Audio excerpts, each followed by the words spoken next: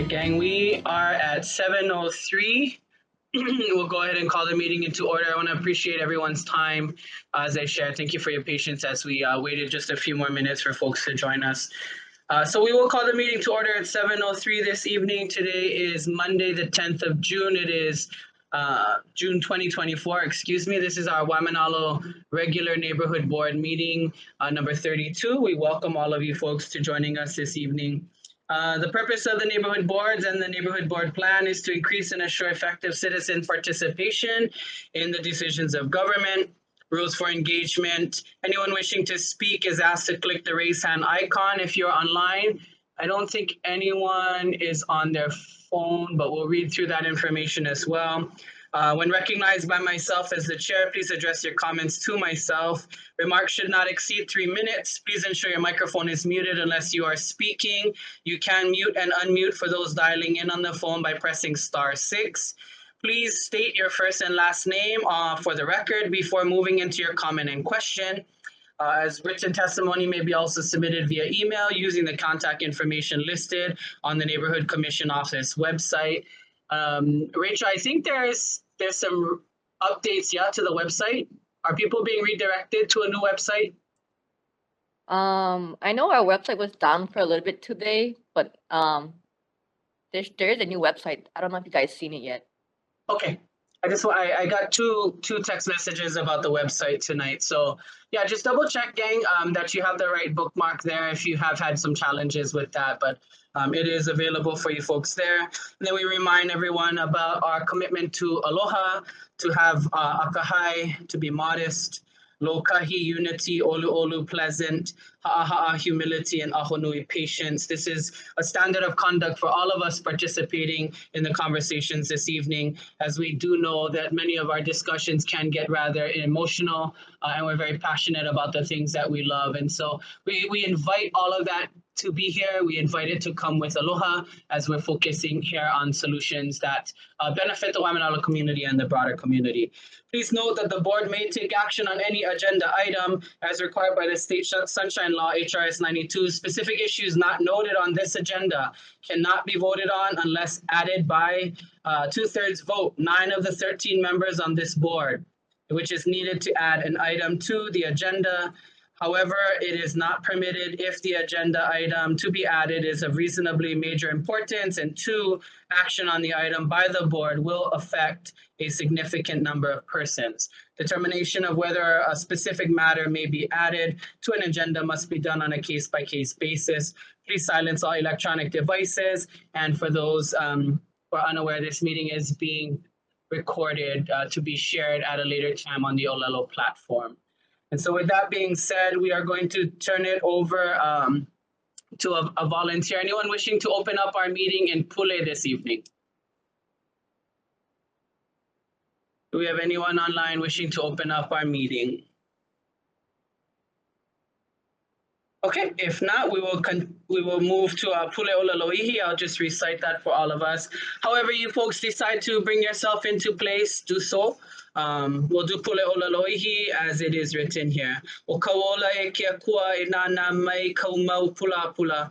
E ola kanikoa hau maka iole. A palalau hala, a kau I kapua ane ane. A laila, lave aku o ia ui ke alo o wā kia e. A mama ua noa lele vale. Mahalo nui kako. We're going to press on to roll call. Members, when your name is called, please respond to acknowledge that you are here. Please note, as members, when we move through decision making, your cameras are requested to be on for the duration of the conversation, so it does not need to be. So please make your voice known when you are identified by Rachel. Mahalo. Okay, thank you. Okay, Kanani Gramberg. Miona, Connie. Eo. Thank you. Jenna McGill. Eo. Thank you. Okay, Lourdes Milan. Moeata Mokulehua. Kapiolanini. Ted Walston. Sultan Rodalix. Present. Thank you. Brenda Wong. Present. Thank you. Chastity Santiago. Uike Kamakea Ohelo. Okay, so with that, we have 4 members present currently, so we do not make the quorum. Mahalo nui. Thank you so much for that, Rachel. 4 members present with no quorum means we cannot take any action on any decision making this evening. We do recognize that many of our Waimānalo board members are privileged and honored to serve FESPAC and the participants of FESPAC. And so we do know that several of them are in Kuleana there. And so we mahalo them for holding place with our Polynesian cousins. We mahalo them for their presence there. Do we have any kupuna online that wish to address the board? Share a message from kupuna? We've held on to this position and spot in the agenda to document the voices of kupuna here in Waimānalo with any intention that they wish to share to the community. Hearing and seeing none, we will continue to read from our Olelo Na'iau and our Sites of Oahu book. These are the words of kupuna, and so we honor them in this way. Today's reading comes from 244, page 244 in Sites of Oahu, speaking to Waimānalo in Ko'olaupoko. And it says, the Ahupua'a of Waimānalo, including the fish pond at Maunalua and the traveling uhu of Makapu'u, belong to Maui Mua, the first Maui.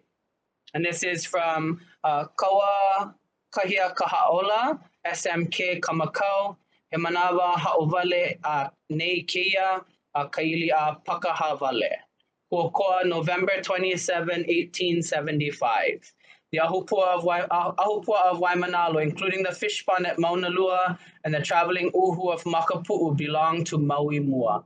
We mahalo those kupuna that made their voices available to be collected in these wonderful resources that we're still learning from today. We're going to move on to our Olelo No'ea of the month. It comes from Olelo No'ea number 974. Hewai kawai, great as a body of water, a great multitude, so many that one cannot count. In this case, Heva speaks to an abundance, a multitude unable to be counted. So often in today's time, Heva is a recognition of the wrongs that is done. However, Heva does have additional meanings. And so we share that tonight as a recognition of all the wonderful, wonderful cousins of ours across the Pacific that have come to Hawaii to be celebrated and to celebrate outward as a multitude, so many that one cannot count. Again, Olelo No'ea 974, Heva ikawai, great as a body of water, a great multitude, so many that one cannot count. With that being said, we're going to press on, members, to our number 2 agenda item, emergency providers and public agencies reports. We'll start with the Honolulu Fire Department this evening. Do we have anyone from the Honolulu Fire Department? Right here, Chair Conley. Good evening, sir. Welcome. Thank you so much for your time. We look forward to your report, sir. Thank you. First of all, thank you for reading our report from last month. Apparently, we're unavailable. I'm Captain Lindsay from the Waimānalo Fire Station, Station 27.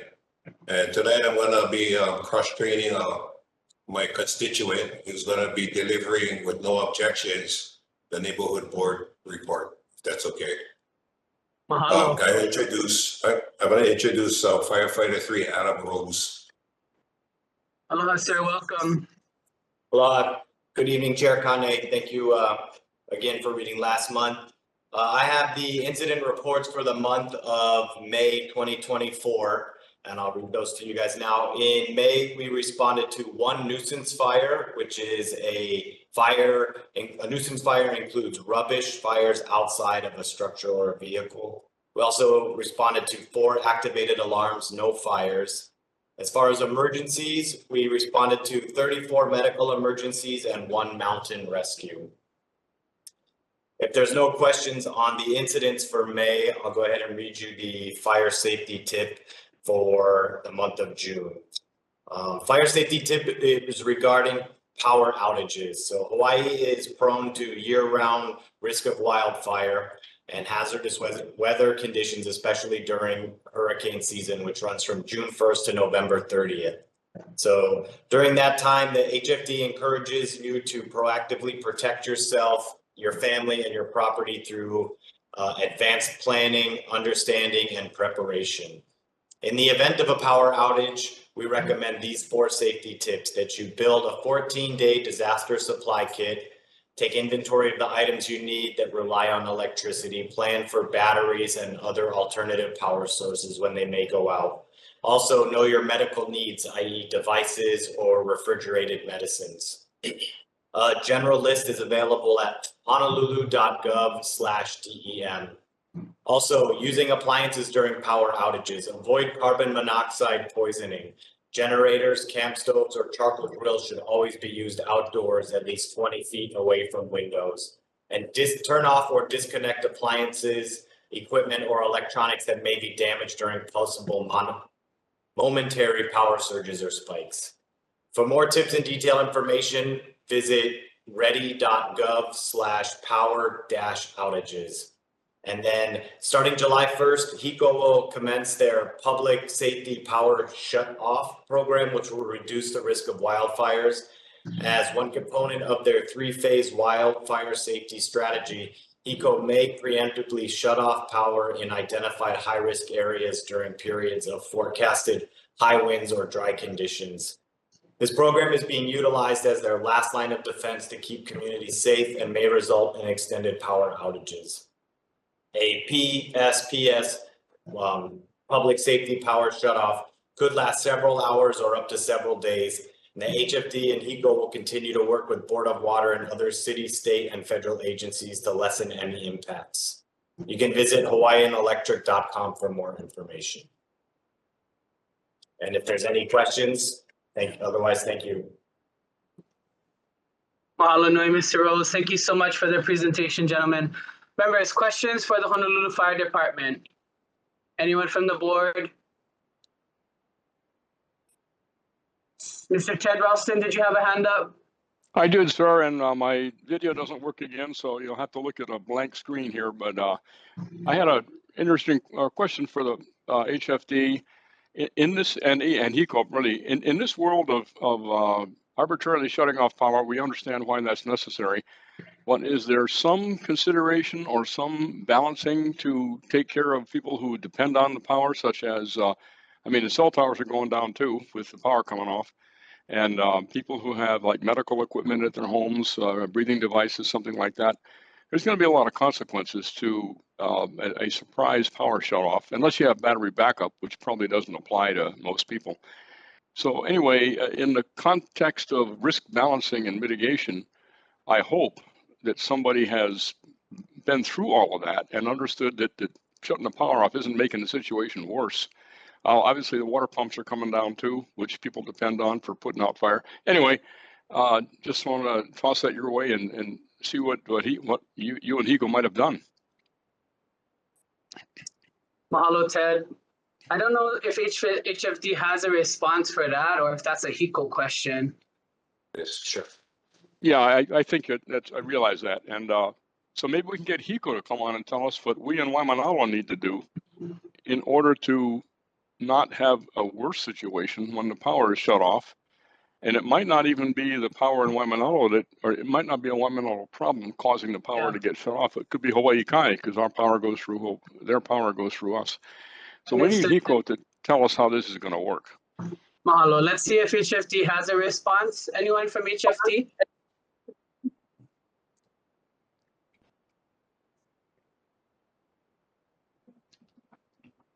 Yes, Chair and Mr. Ralston, thank you for the question. The fire department has provided us an official response what we should do. I can read that, except it's going to be more than exceeding our 3 minutes, if that's okay. I think if you have it in front of you, sir, I think we'd really appreciate to hear what the collaboration is. Continuity plan. Okay, so I'll read you the response from HFD. It says, as HFD firefighters, training and safety preparation. As HFD firefighters, training and safety preparations are part of who we are and what we do. We plan for the worst to be prepared to respond to all emergencies. Like many of our partners, the HFD continues to improve its disaster preparedness since April 2023 before the catastrophic Maui wildfires. In the aftermath of the Maui wildfires, Mayor Rick Blangiardi formed a working group of relevant city and county of Honolulu, aka the city agencies, to examine the lessons learned from the wildfires, collaborate with partners and stakeholders, share issues and challenges, and find solutions. HECO expressed that as PSPS would be implemented as a last resort. However, upon learning of the PSPS plan, the city working group added that the PSPS as a new component of our respective disaster preparedness plans. The HFD will continue to collaborate with our partners and stakeholders, including city departments, state, and federal agencies. HECO and non-government entities such as the Hawaii Wildfire Management Organization. Together, we reviewed and analyzed various scenarios of readiness if and when a PSPS is implemented. We know Hawaii is a fire-prone state, and we are aware that the wildfire risk is forecasted for the summer and fall is high. Therefore, it is crucial we all take this threat seriously and prepare accordingly. Another stakeholder is the public, as we all must share the responsibility to do our part. The HFD urges everyone to be careful with campfires, barbecues, where you drive and idle your vehicles, and when and where you use equipment like welders and grinders that generate sparks. In collaboration with the Wildfire Management Organization, the HFD organized a series of informative webinars for large landowners. These webinar sessions cover topics such as mitigation planning, best practices, lessons learned, and available resources, including mitigation grants and community wildfire protections. We are committed to fostering knowledge, sharing, and facilitating access to essential resources for wildfire prevention and management. The HFD utilizes historical wildfire incident data along with National Weather Service data to perform predictive analysis of future wildland fires. As a proactive measure to enhance early detection and response capabilities, the HFD is working with the U.S. Fire Administration to install 16 fixed fire sensors along the leeward coast. We ramped up our ongoing public outreach and education with several public service announcements, PSAs, that focus on wildfire prevention, with plans to create additional PSAs in the future. We recognize the importance of community education in mitigating wildland fire risk and remaining dedicated to raising awareness through various channels, including participation in wildland fire town hall meetings. The HFD aims to reinforce our collaborative effort towards safeguarding our communities against the threat of wildland fires by leveraging data analysis, community engagement, and strategic partnerships. Together, we can be aware, be proactive, and be safe this summer. Please visit the HFD website at fire.honolulu.gov for more information on where you can find the wildland management organization's Ready, Set, Go Wildfire Preparedness Action Guide.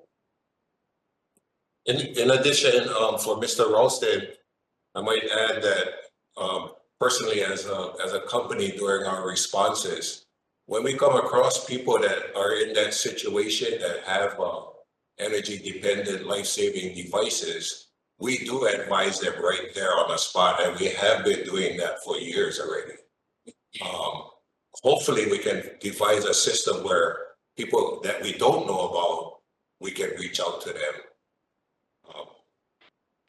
If I can elaborate any more about that question, I'd be happy to do that.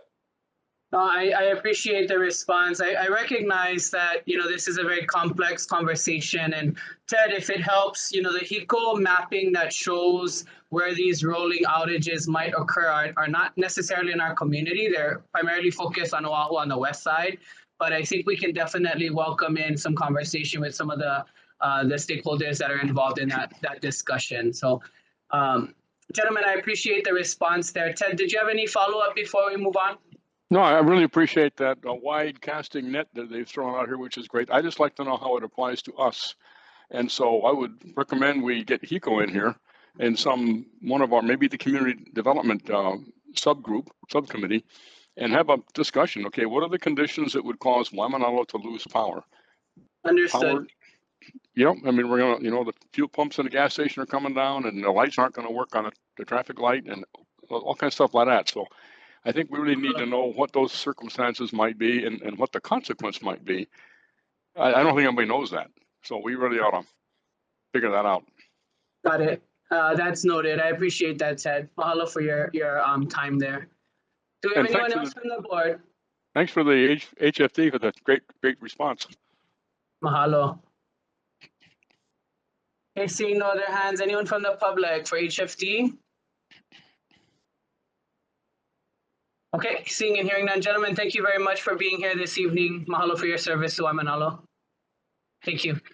Members, we're going to move on to Honolulu Police Department. I do see Officer Atkins, and then I see Lieutenant Akagi. Thank you, gentlemen, for being here. Am I giving it to Officer Atkins? Okay, mahalo. Yes, I'm Officer Jared Atkins with the District 4 Community Policing Team. We also have Night Watch Lieutenant Drew Akagi online. I'll be sharing the crime stats for Waimānalo for the month of May 2024. For motor vehicle thefts, there was 2 versus 1 the previous month. There were 4 burglaries in May versus 1 the previous month. There were 5 thefts in May versus 4 the previous month. There were 2 UMVs in May versus 1 the previous month. That's car break-ins. And there was 1 robbery in May versus 0 the previous month. And then compared with last year's stats, there was 1 less motor vehicle theft this year. There were 2 more burglaries this year. There were 4 less thefts this year. There were 2 less car break-ins this year, and the robbery stayed the same at 1. And then also, I apologize for not being in the last few meetings, but I heard that the board had wanted updates on the outreach that we were doing in the community. So in May, we had done 2 stored property ordinance operations, one on the 16th at Sherwoods in Waimānalo Beach Park. 2 park citations were given out, and at that time, no one accepted any outreach services. And then we also conducted another one on the 31st, and that one was at Baby Makapu'u. And again, 2 park violations citations were issued. And then 1 person did accept outreach services. They went to the Honu homeless shelter.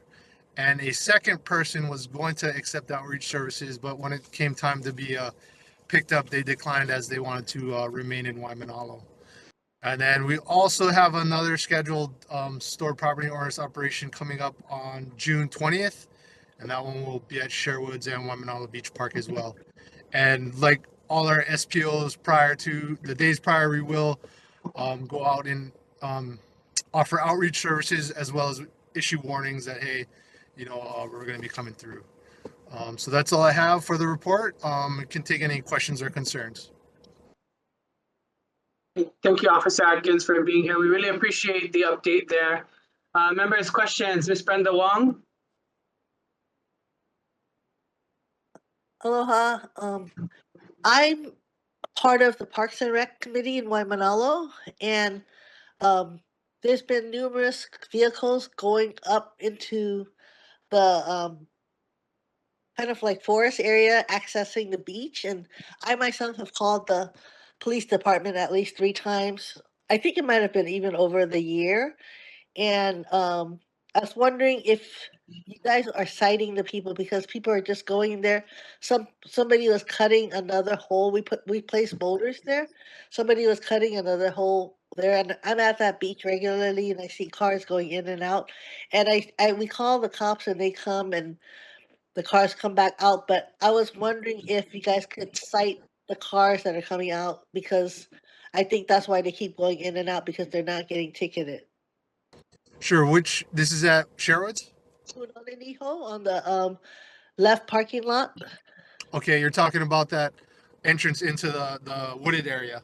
Yeah. Right out of the parking lot. That's been going on for a long time, and I'm there regularly, and I've called and they ask the vehicles to come out, and then almost when they leave, sometimes they go right back in. But I think that if they started getting cited when they were in there, it would stop the activity sooner. Yeah, I'm not sure on what action was taken already, but we'll definitely look into that. We'll try to get some barriers put back up. I know I don't know if I know security forces came out from Bellows before and they put up barriers, but I'm not sure if it's on Parks property. We're gonna have to go look, but we'll definitely either work with Parks or security forces to get some barriers up, and we'll also conduct some enforcement in that area. We run the ATVs, so we'll try to come out and deter these people by issuing some citations. And yes, there's also numerous vehicles, mostly motorcycle type things, some ATVs just rolling in and out. And that's kind of the camping side. So I'm thinking it's not safe, especially for keiki that are camping or accessing the beach. They're just roving around. I mean, of course, that's harder to catch, but that access point is just repeated over and over and over again.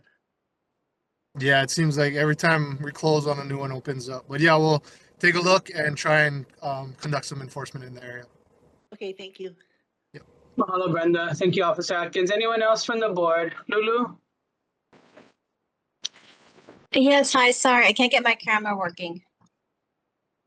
Okay. So my question is just this, I was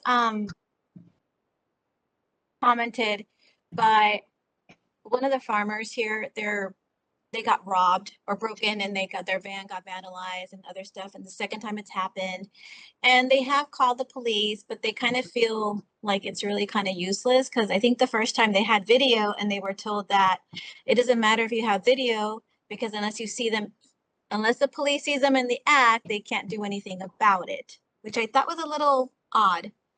And I know they were saying that being agricultural, it's like a different, I don't know, genre or field for you guys to handle. So I was hoping maybe we can figure something out to help the farmers out here to make them feel a little bit more protected and willing to call the police and actually do something about it. Okay, yes. So I'm not sure who gave that information out because if there's surveillance, we don't need to catch them in the act. If there's surveillance, that's called evidence, right? So any kind of evidence we can use to prosecute, arrest these people and prosecute this crime. So we don't need to necessarily catch them in the act for a burglary. I'm not too familiar. Our community policing team, other members do attend the monthly agricultural meetings, the Waimānalo agriculture. I think it's called WA. But they do attend it, so they are in touch with the agricultural community. So if something is coming up, we are notified of it. But if you could maybe email me or go on if I could get your contact information on the side, I can look more into that case specifically and see what was up with it. But yeah, we don't need to necessarily catch someone in the act of committing a burglary or other crimes.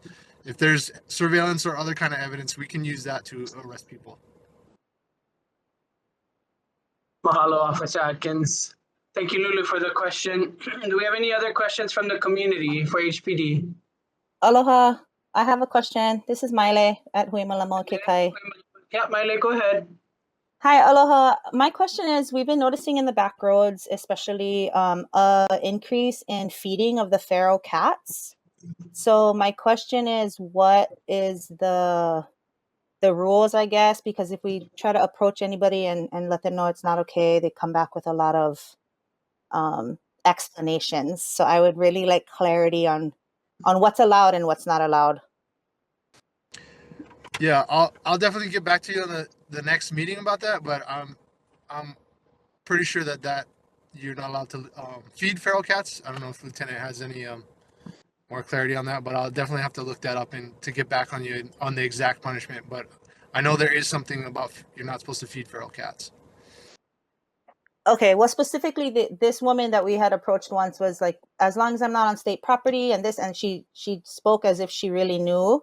So I just want to cross my T's and dot my I's should I ever have to get in a similar discussion and know what I'm talking about. Yeah, any city or state property, I believe that's not allowed. Okay. But I'll come back to you at the next meeting. All right. If Okay, I can get your contact information, I can look it up real quick and get back to you tomorrow. Yeah, sure. Would you like my phone number or my email? Either or. Okay, 808-256-9774. And my name's Maile, Maile. Got it. Mahalo. Miley. Yep. Okay. I don't see any other hands up currently, so We will say mahalo to you, Officer Atkins. And Lieutenant Akagi, thank you so much for being here as well. We look forward to the follow-up, gentlemen. Mahalo for your service.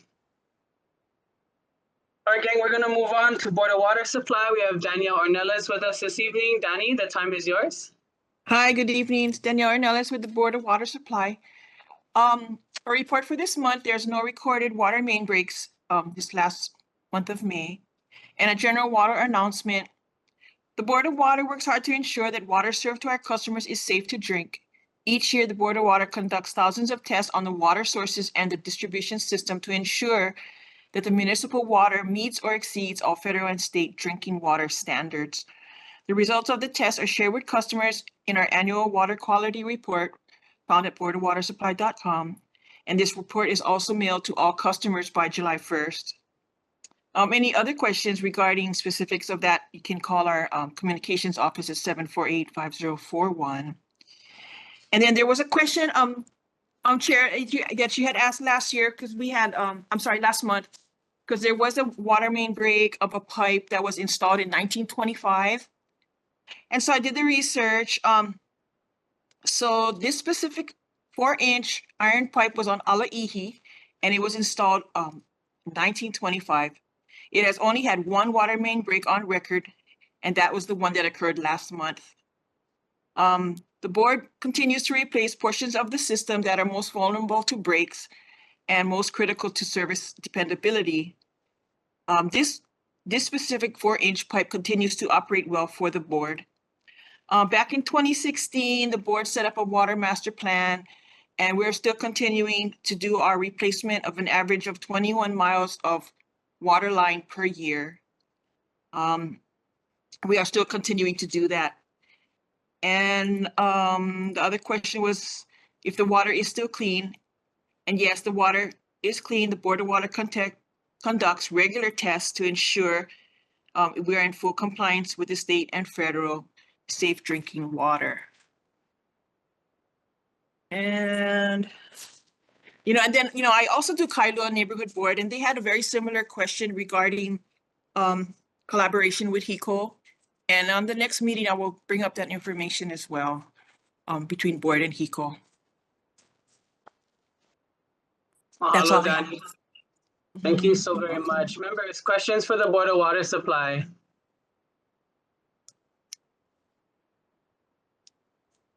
Okay, seeing none. Anyone from the public?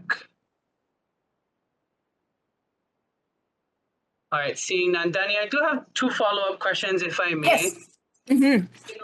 Often when we try to understand water quality, especially surrounding drinking water, it is Board of Water Supply's current kuleana to test water systems there.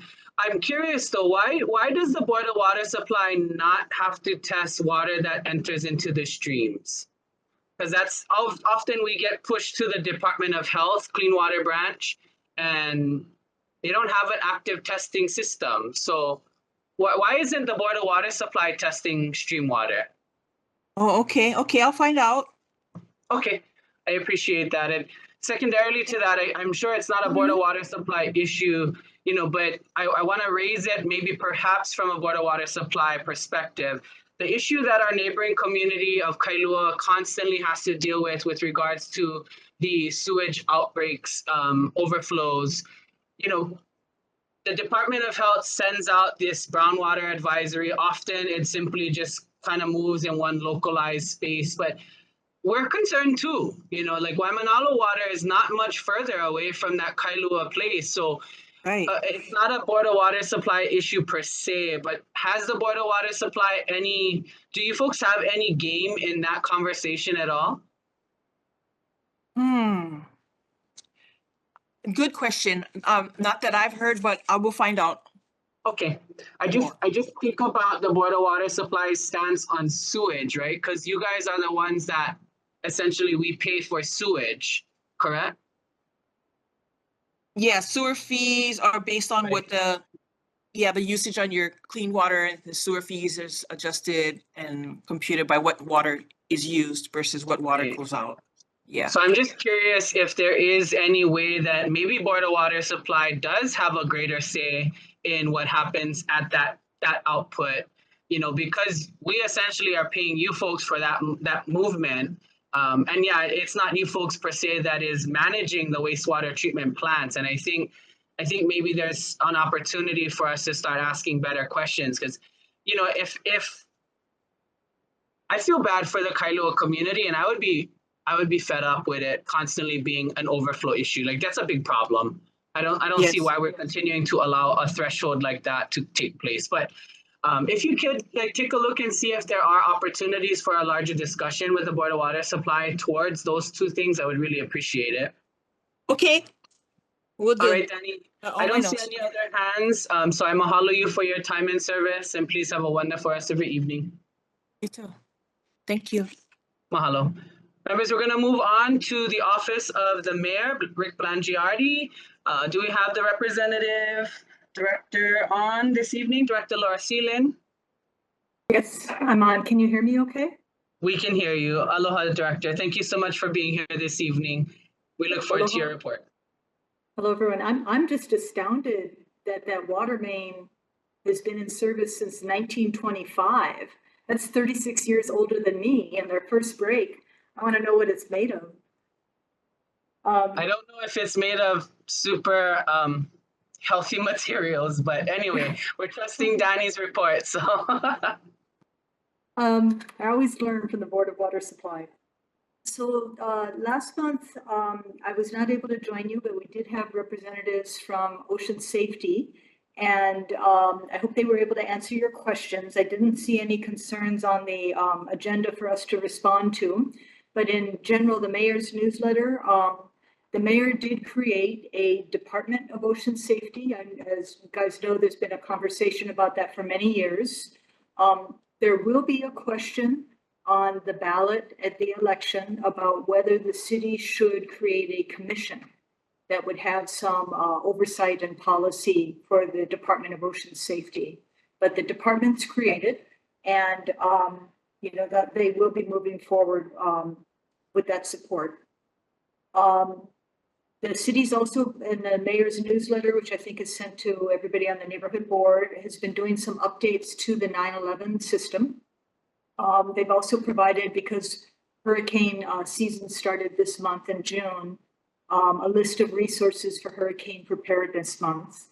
And then in the mayor's newsletter, they also provide some more information about the power safety shutoff by HECO.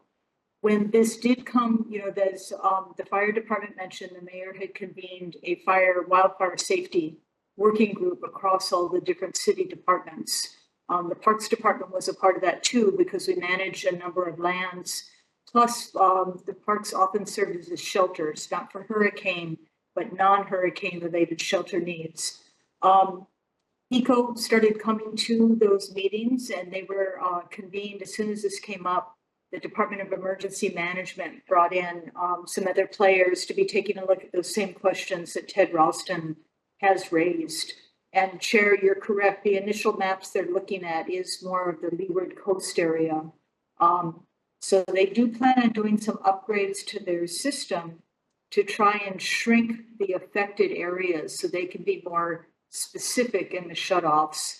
But in the meantime, the shutoff is not going to be to the entire island. It will be to their various grid areas. So I think more of that information will be coming out as HECO refines that over time. And then the last thing in the newsletter is about the city and county of Honolulu's support for the food bank, Hawaii Food Bank. A lot of the charities have been affected by the Maui wildfires because people have been, giving limited, donations that they're able to give, have really focused on Maui. And so it's been important to be able to continue to support really essential community organizations like the food bank. So we were happy to do that. And there is one last town hall. We had to reschedule the town hall out in Haleiwa this Thursday night. So if anybody just has extra time in their hands and wants to drive out there from Waimānalo, you're welcome to join me on the trek. But that will be the last of the mayor's 11 town halls around the island this year. And happy to take any questions anybody has.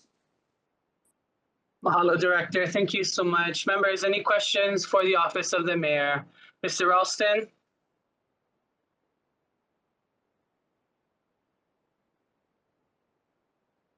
Ted, go ahead. Just unmuted. Yeah, I got the video going too. Thank you, Ms. Thielen, for the report. Just catching up, we had a question last month on this meeting from our Parks and Community Development Board, and the subject had to do with response by the contractor to our concerns and questions raised regarding the pavilion at the beach park and the prefabricated facilities that are going to be installed there. The response came back and said, thanks for your input to us, which we basically had objections to both the prefab and the design of the pavilion. Response came back, no more public meetings. If you want to have public input, go ahead and send us a mail to parks@honolulu.gov. Sounds like a real nice tight connection.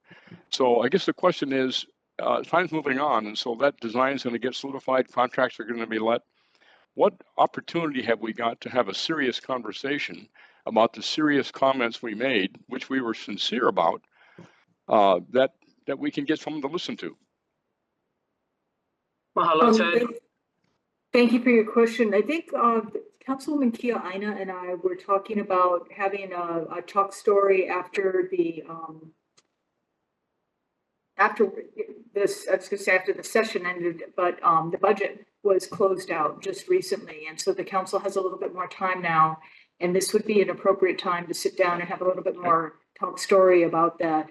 I'd like to share what we were looking at with, because I couldn't make that community meeting that DDC held, a little bit more about the design that's in the prefabricated, what it is we're trying to do, because it's really designed to be as vandal resistant as we can, have a restaurant.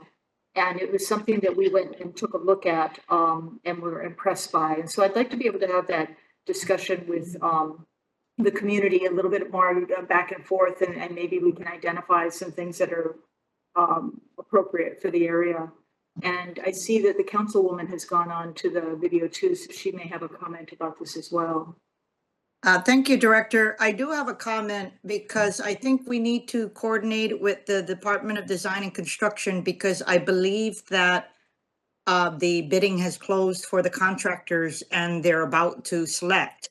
But in talking to the director, because at our Waimānalo Town Hall recently, I gave the community an option on whether they wanted a freestanding meeting on this or whether they wanted an update versus for the neighborhood board. And I believe that the majority there chose the latter. So I actually called the director to see if someone would be able to make it for the July meeting. But he made clear to me that it's not really in the hands of the contractor. It's really in the hands of their client, which is Department of Parks and Rec. So you guys are going to be the ones to tell DDC the parameters of the design and everything. So I guess I need my marching orders from the chair and the community about that's based on our Waimānalo Town Hall. I was told to have an update at the next neighborhood board meeting. And if you're okay, then maybe we can talk to director, yourself and myself, and the director of DDC and whoever the contractor is going to be, because they haven't chosen one yet. I believe that they're going to select one that we can prepare for that meeting. If you feel that it warrants its own independent meeting, then I'm open to that as well. So I just want to let you know that that's what they told me, that at the end of the day, it is the client that is going to determine how the project moves forward.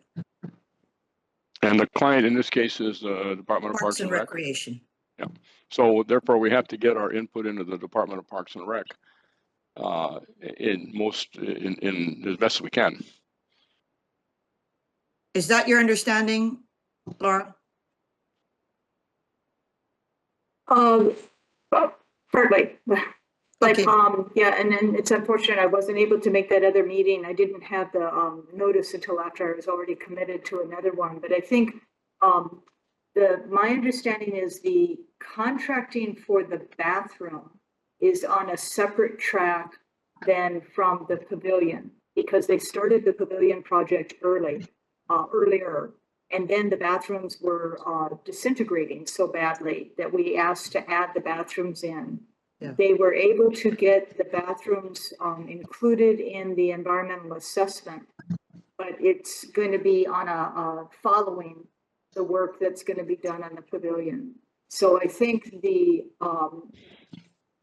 what may be appropriate is to have a meeting between the councilwoman, myself, and the Department of Design and Construction to figure out where they are on the contract at this point. And then it would be helpful to get some input from the community about the specifics of the what they wanted or did not like on the pavilion, since that may be moving on a different or faster track. I had heard there were some comments about realigning it or facing it, but I do know that because construction is so expensive, there is some limitations on what we can do with replacing the roof that was taken off. And to try to realign the building or do some other options would be prohibitively expensive. And we've tried to get in under certain permitting, under certain limitations that would allow us to be able to move forward. So I need to understand a little bit better what the concerns are with the pavilion, and then also with the bathroom. I think for us to have the conversation, because we don't want to have to close bathrooms down due to vandalism. And so we're trying to find ways to make them as vandal resistant as possible. I look forward to working with you. Councilmember, I think part of the conversation around whether to have it here or separate was really just based on whether or not we would be able to videotape it. That's one of the biggest challenges, is so that it can be video recorded and shared outward. That's why I think most of the recommendations was to bring it to the neighborhood board, because we have video opportunities. I'm happy to take a look with our team here at the NCO side if there's an option for us to consider Olalo to cover a singular meeting. That might offer the community more comfort in knowing that it's documented and we'd be able to review it later. That's the biggest reason why people opt to have it at the neighborhood board instead of separate. If it's for recordation purposes, I could also, avail ourselves of the city council and their capabilities to video if the purpose is for video recording. Yeah, that's the biggest thing that comes across for me. So I'll be on standby. Mahalo, thank you. Ted, thanks for your questions. Director, we look forward to providing some information that would be helpful in the decision making. Certainly, there's a lot of really great mana'o that was shared at that meeting. That was documented as well. So it shouldn't be new things per se, but it is things that I think is very important to the community to be heard. Okay. I'll just finish up my comment to your comment, Kimmy, and basically that was the contractor reporting, not the Parks Department at that meeting. And so that's just a contractor and they do what they're told. So I think that we're, talking to the wrong telephone in trying to talk to the contractor about these conceptual changes that need to be thought about. Mahalo. Mr. Zoltan, you had a question or hand up? Is that still present? Go ahead. Yeah, I did. It was a follow-up with Ted's comments. Has the design been accepted? I was just a little confused when Ted asked his question. And if the design hasn't been finalized, how's the contractor being chosen or assigned this job? Okay. Mahalo for you. I have to check on whether the contractor whether the design's been completed yet or not. We have monthly meetings with the Department of Design and Construction where they go over their projects, and they will manage the projects and report back to us. I do not know on this one, so I'll have to check and get back to you on whether it is actually going out for bid for construction or not. right, thank you. Mahalo. Thank you, Zoltan. Mr. Ralston, your hand is up again, or is that a previous hand?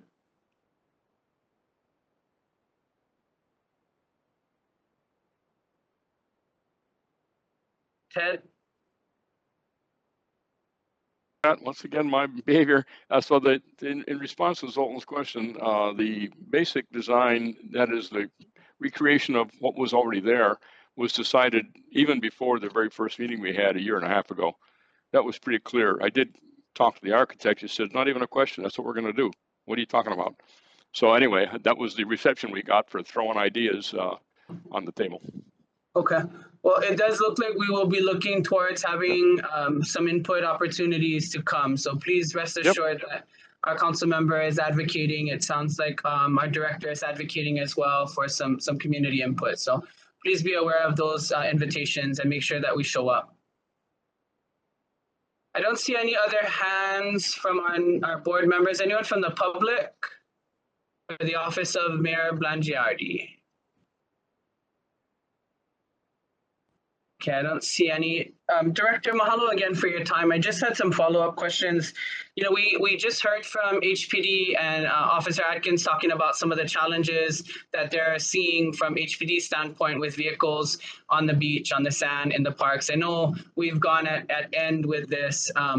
It is still a continual issue, and so have we extended and exhausted all of our options with regards to really getting down to vehicles being where they're not supposed to be? Or is there more that we can be doing?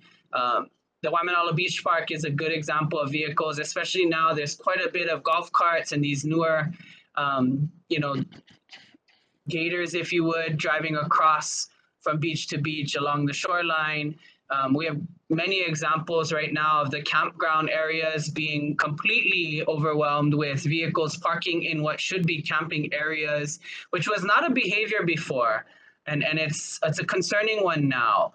And so, you know, I'm just curious, what else should we and can we be doing to address vehicles that are driving along the shoreline? I know the park staff have been working really hard to maintain the chain link that is near and around Waimānalo Beach Park, and it is constantly being pushed over, dug out, and they're replacing that, you know, and that's unfortunate because that's people who are neglecting to take care of place and running stuff over and really destroying things for the betterment of the community to participate. And so what more needs to happen both at Waimānalo Beach Park, Hunananiho, and especially to address the overlap that Bellows Air Force Station is dealing with in their military response, is it really has no weight anymore because nothing can be done from Bellows' side. So in your opinion, what do you think is our best options at this point?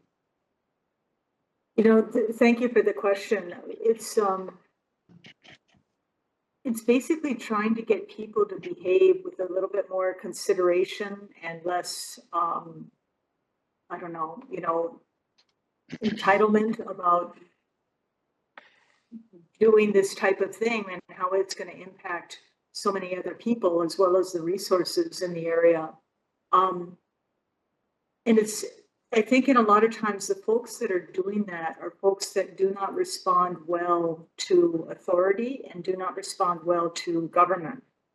And I remember when I was at DLNR, there was a couple places on the Big Island that I went to that people had put, you know, kind of hand painted, you know, community type signs. So instead of being the blue city sign, you know, no, blah, blah, blah, blah, you know, it was like, please Kokua, please Malama, you know, and other things. And these were homemade.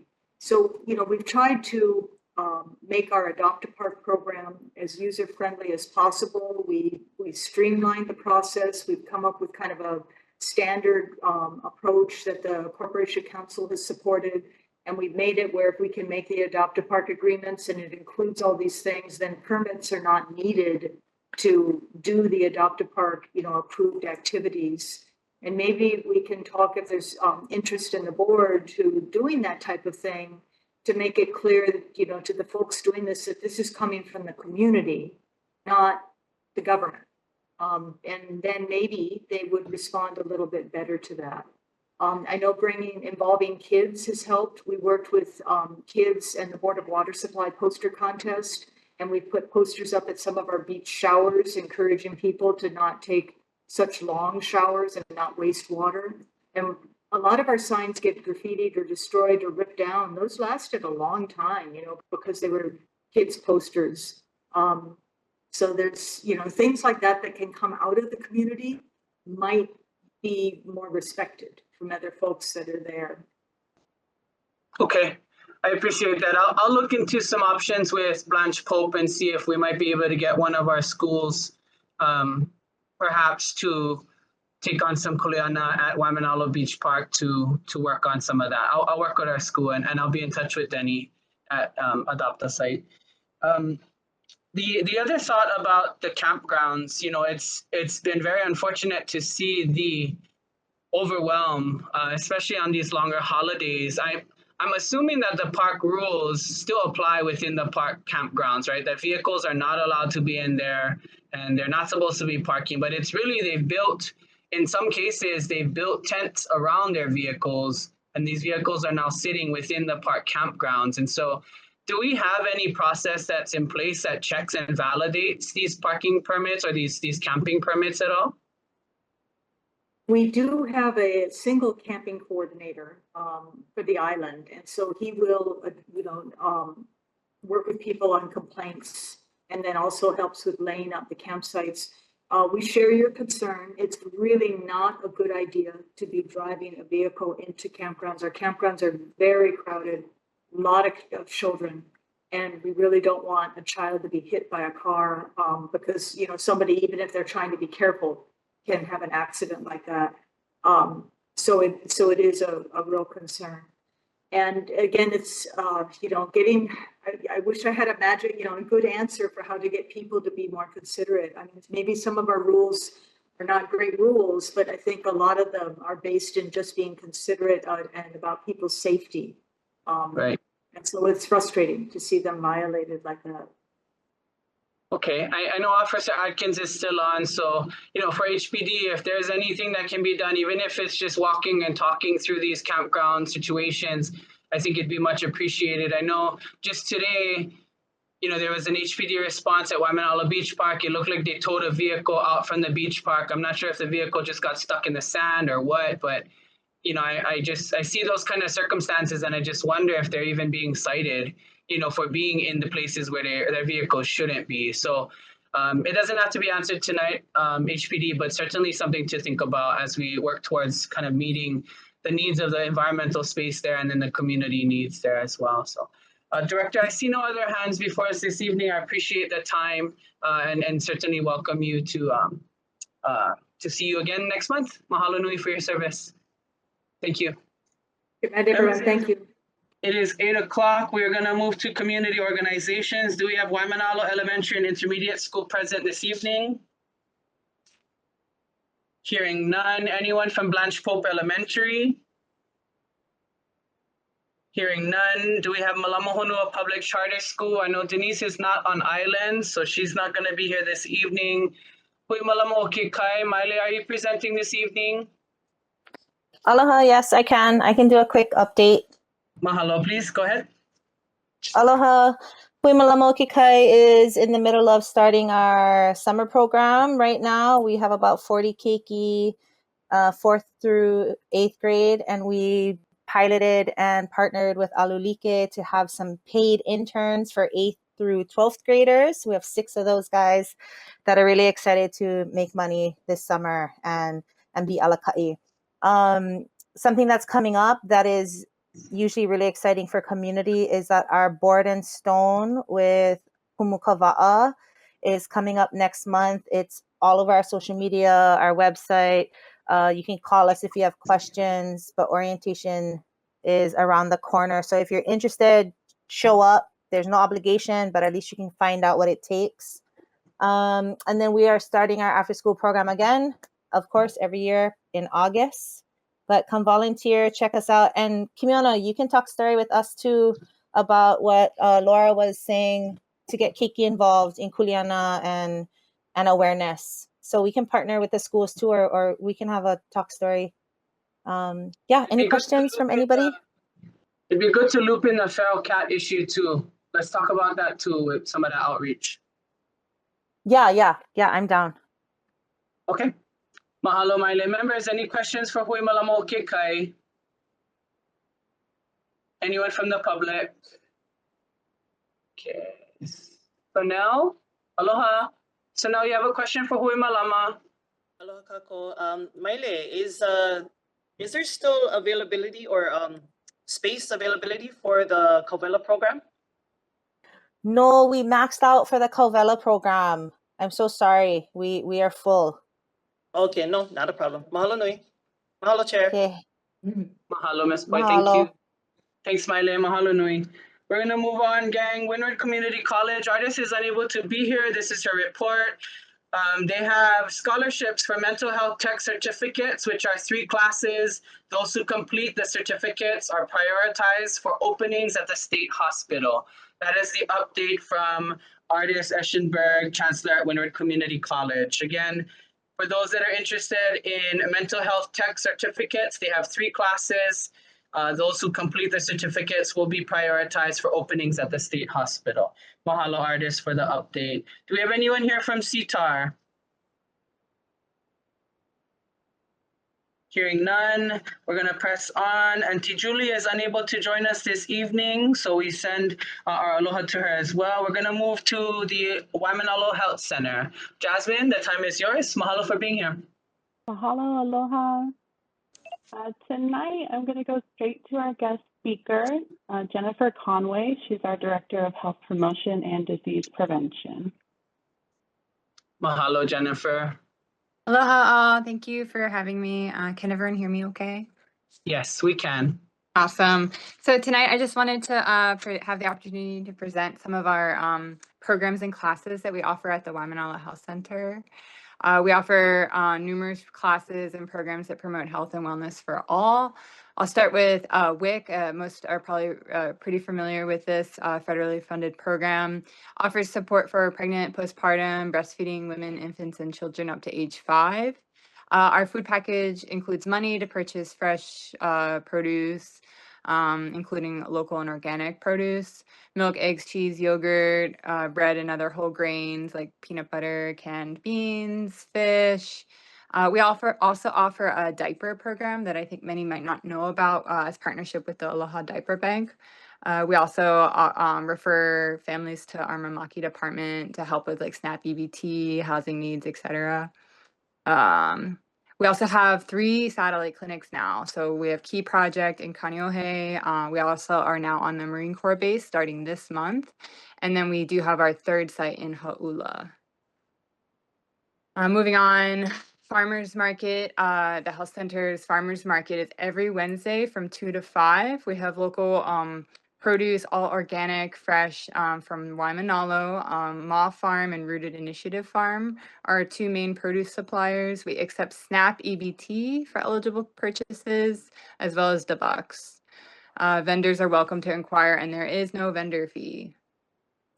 Additionally, we offer diabetes prevention, like to target prevention of type 2 diabetes onset. This program is CDC recognized and it's focused on lifestyle change. So it's really great for community members to join for added support. So, and then we do have a diabetes talk story class, and this is to manage diabetes type 2. So great opportunity, discuss with a medical doctor, and we have guest speakers often to navigate the disease and improve conditions. Another great thing for community, we have a cooking class, and it's every month on Tuesdays, the last Tuesday of the month, and all are welcome. We focus on canoe plants. We use all local organic produce from Ma Farm. And this is all possible through a partnership with Well-Fed Ohana, which is a nonprofit that provides local homes with the ability to produce their own edible foods right in their home. So like things like ulu trees are provided. And then sort of the last couple things here, we have hula for hypertension, currently on hold, but we are restarting the next cohort this summer. And this is usually 1 time a week, again, open to all community members for hula of all skill ranges. And then we do have Olelo offered in person or virtually Mondays from 9 to 10.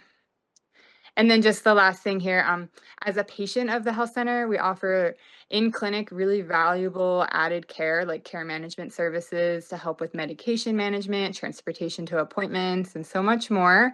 And then we do also have lots of things like the self-monitoring blood pressure program and RD registered dietitian services for medical nutrition therapy and other nutrition-related disease management. Thank you. Are there any questions? Mahalo, Jennifer. We really appreciate you making time this evening. And Jasmine, of course, our hats off to you for really bringing these folks and resources to the community and really trying to share about what the health center does behind the scenes, which many may not know about. Members, any questions for Jennifer or for the Waimānalo Health Center?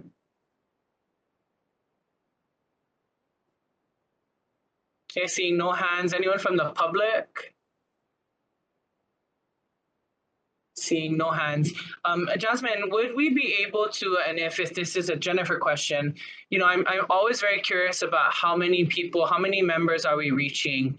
Do you folks capture that information, and can that be a part of future reports? How many are attending these cooking classes? How many are attending hula?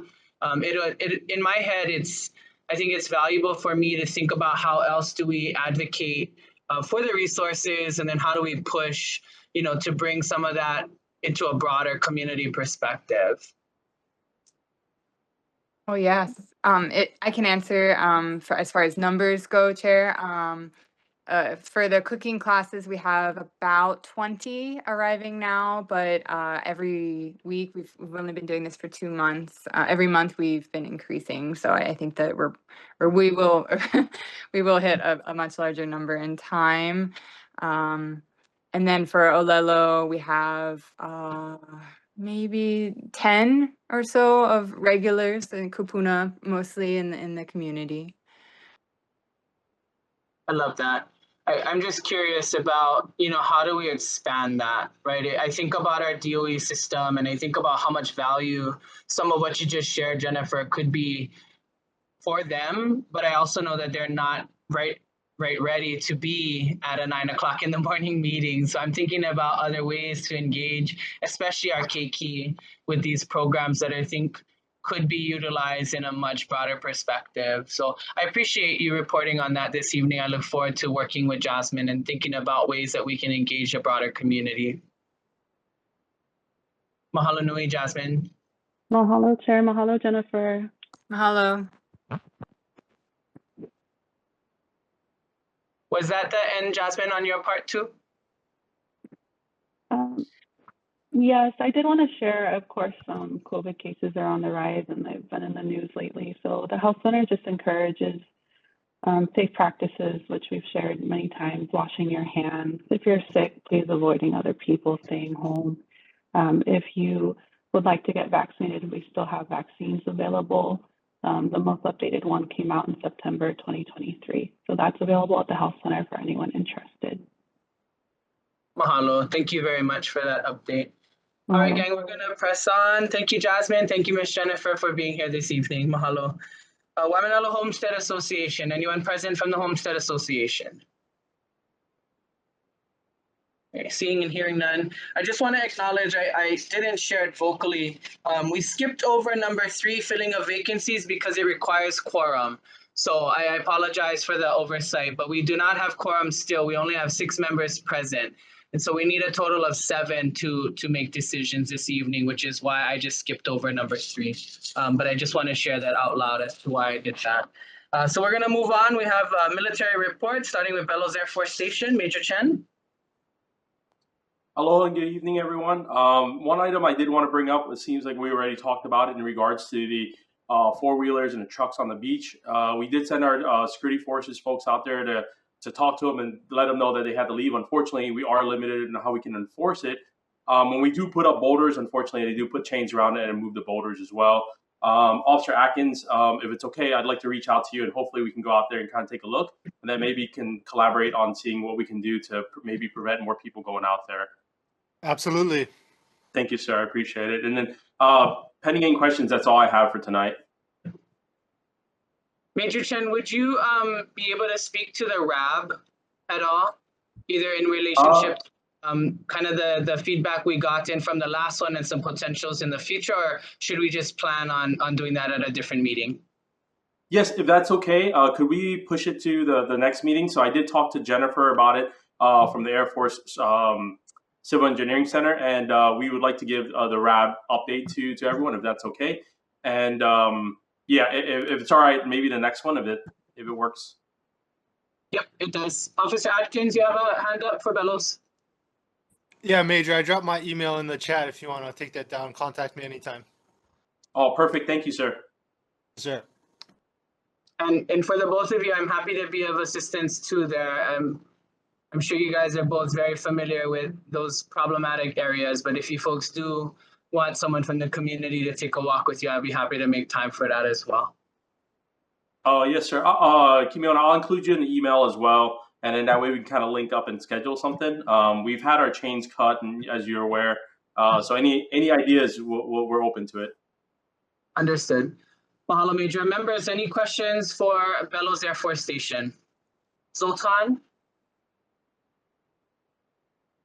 Unmute. Okay, I do have a question, Major, and I don't know if you can share the reason or not, but I was reading an article that part of Bellows was supposed to be turned back to the community, and the military decided not to do it, and however they wouldn't disclose as to the reason why they won't give the property back.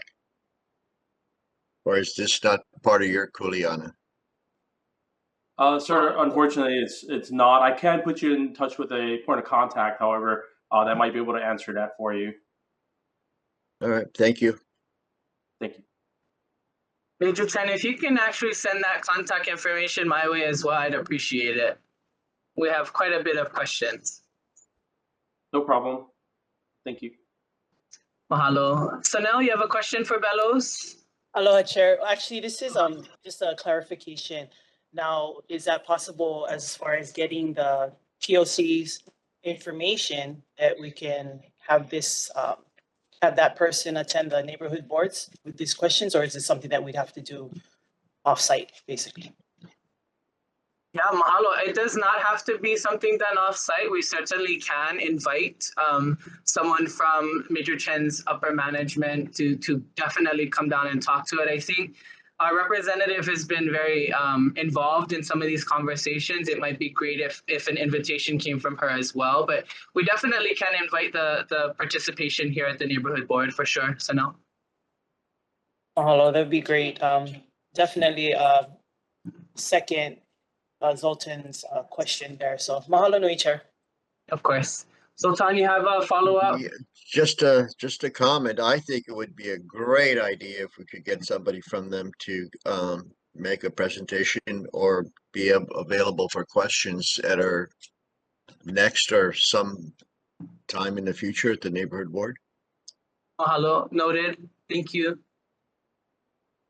Any other questions for Bellows? Okay, hearing none. Major Chen, thank you very much, sir, for your time and efforts this evening. We appreciate your service. Mahalo, thank you. Members, we're going to move on. Marine Corps Base Hawaii, we welcome Ms. Christy Kaluhiva. Christy, thank you for making time this evening, ma'am. The time is yours. Hi, good evening, Chair. Good evening, Waimānalo neighborhood community.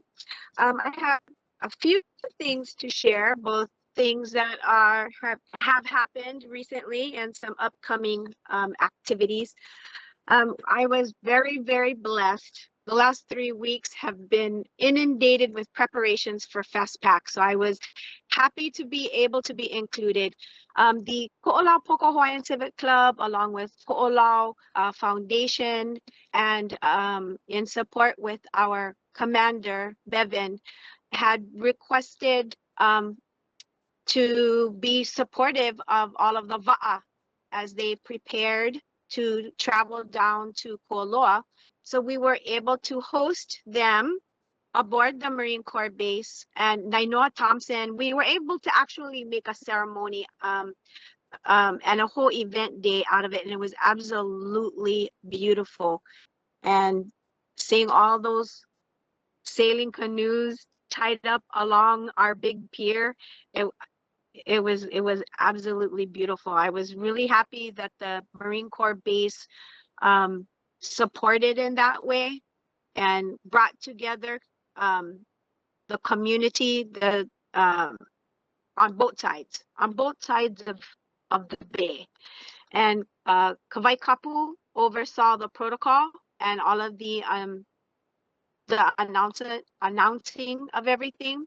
And Kapua Deliri brought her a small group of her halau, and it was really, really beautiful. I worked closely with Monica Hapea, organizing that opportunity, and the ask was simply, we need some place to moor the canoes in preparation. And then the following morning, so this occurred on Tuesday, so the morning that they were all going to sail to Kualoa, it also provided a location where some of the dignitaries could come on base and board the canoe safely. It was a large enough area. And it was just a wonderful thing that we got to work with the community, with the Civic Club and the Kolau Foundation and the lineal descendants of Heia, who had requested that, that the CO support this, and everybody worked together. And it was a really good 42 hours of hard work, but it was really nice. Also, one other cultural exchange that we participated in was today. There is a Japanese cemetery at McTab, and some of the markers there date back from the early 1800s to the late 1800s to early 1900s. And today they came, and there was one individual who said that he had been coming to the cemetery since his childhood, and he must be in his 70s. And his mother said that she had 2 siblings who had passed away prior to their adulthood. So they were, possibly teenagers when they passed, or younger, that are buried there. And it was the first time that I had gone to the cemetery that is there within McTab. And I was glad that we were able to give them the opportunity to have a ceremony. They laid flowers on all of the graves. Many of them are all in Japanese. And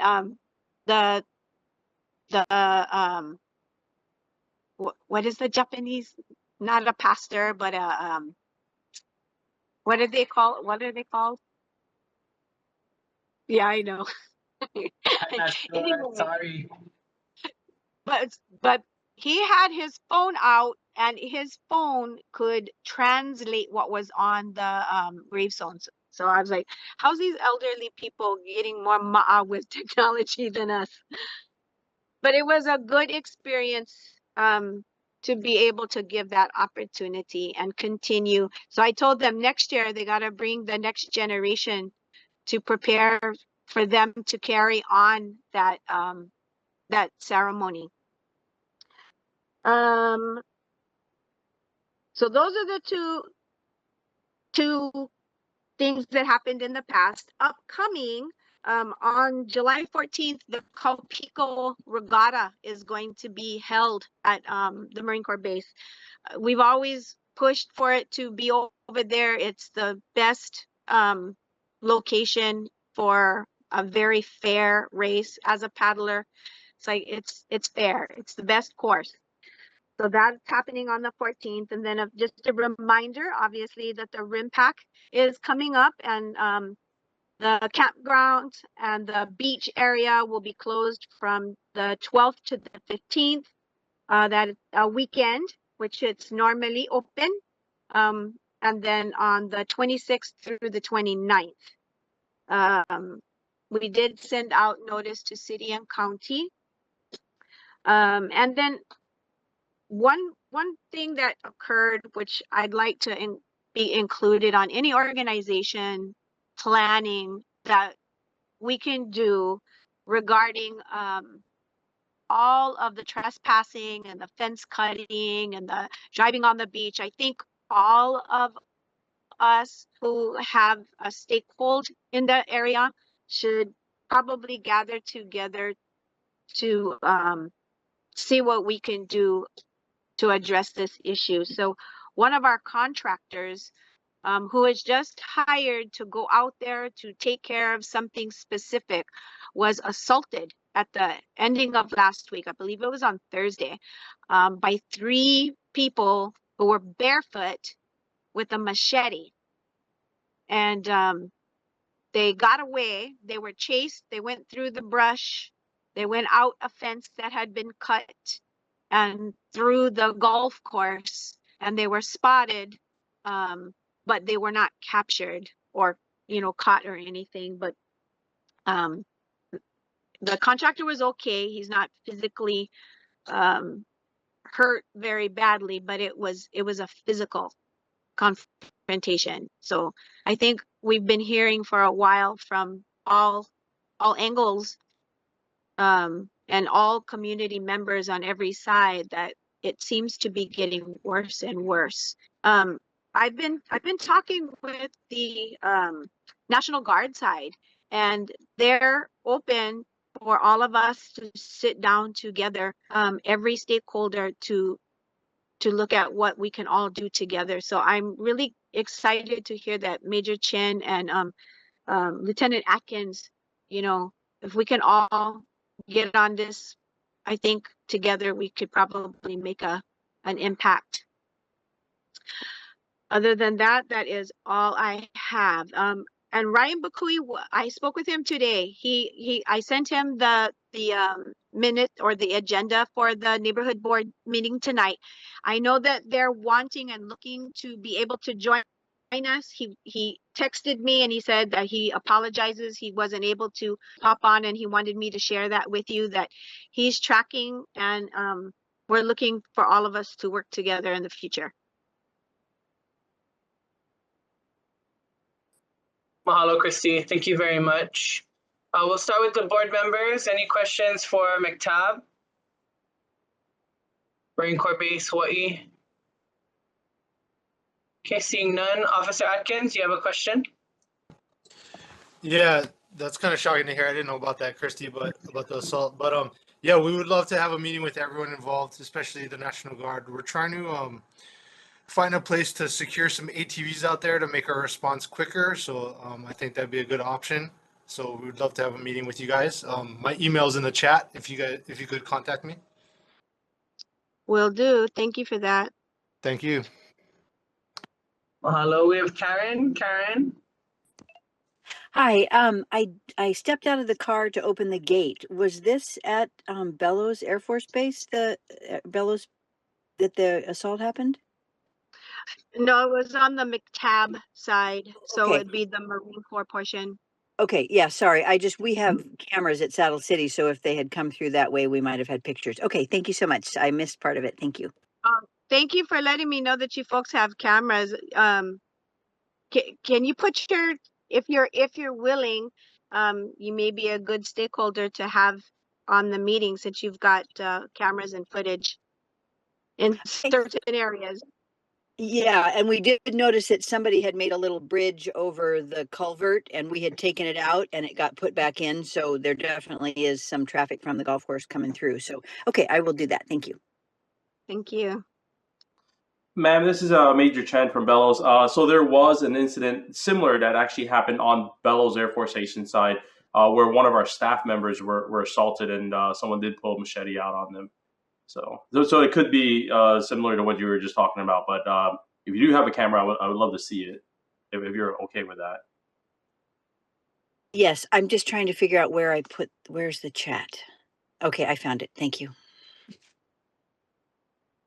So obviously some very troubling information coming out of it. And so, yeah, I think it would be a great opportunity for us to just kind of convene a conversation around that, Christy. Mm-hmm. Yeah, I agree. Major Chen, I'm sorry. I'm wondering if it's Was it your contractor or was it our contractor? I read that it was our contractor. Oh, we actually had an actual employee from Waimānalo that engaged with them. They ended up grabbing his shirt, ripping his shirt. He basically just saw them near the wetlands area when he was checking the pig traps, and he asked them to leave, and they didn't want to leave, and they got physical. It could be two different cases, or it could be the same, but it was 3 individuals, so it sounds very similar. Yeah, it does. Okay. Mahalo for that update. Anyone else questions for McTab? All right, Chrissy, I don't see anything there. Would you like to take the lead on coordinating those folks that you think might be important to that conversation, or would you like me to try and loop us all back into something? I will definitely be able to take the lead on that. It's something that's been kind of pressing my heart, you know, wanting to see some resolve. And I kind of like what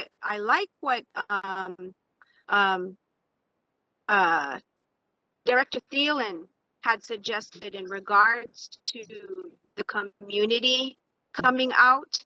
And it started to make me think about how back in the 70s when the Kaneohe and the Heia community came together to look at how they could manage Kaneohe Bay, and they created the master plan, and that gave rules and guidelines on how to manage, you know, Kaneohe Bay. But something similar, because it's community led. Anyway, just a thought. But I liked what she said and thought it was good. I appreciate that reconfirmation. It goes without saying, and you know this for a fact from my perspective, as it's always been, it's very difficult for the Marine Corps base to acknowledge some of the challenges when they themselves drive across the beach. And so I know you and I have had that conversation. And so, yeah, it seems very hypocritical, in my opinion, you know, when we get into those conversations. But I do think it's important that we get back to some of them and figure out what each individual can do across the entire coastline to address it. So I appreciate you very much for taking that lead, and I look forward to participating in that. Thank you. I look forward to it. All right, members, we're going to move on. Chrissy, mahalo for your service. As Chrissy shared, we don't have anyone present from National Guard, but we look forward to them joining us in the near future.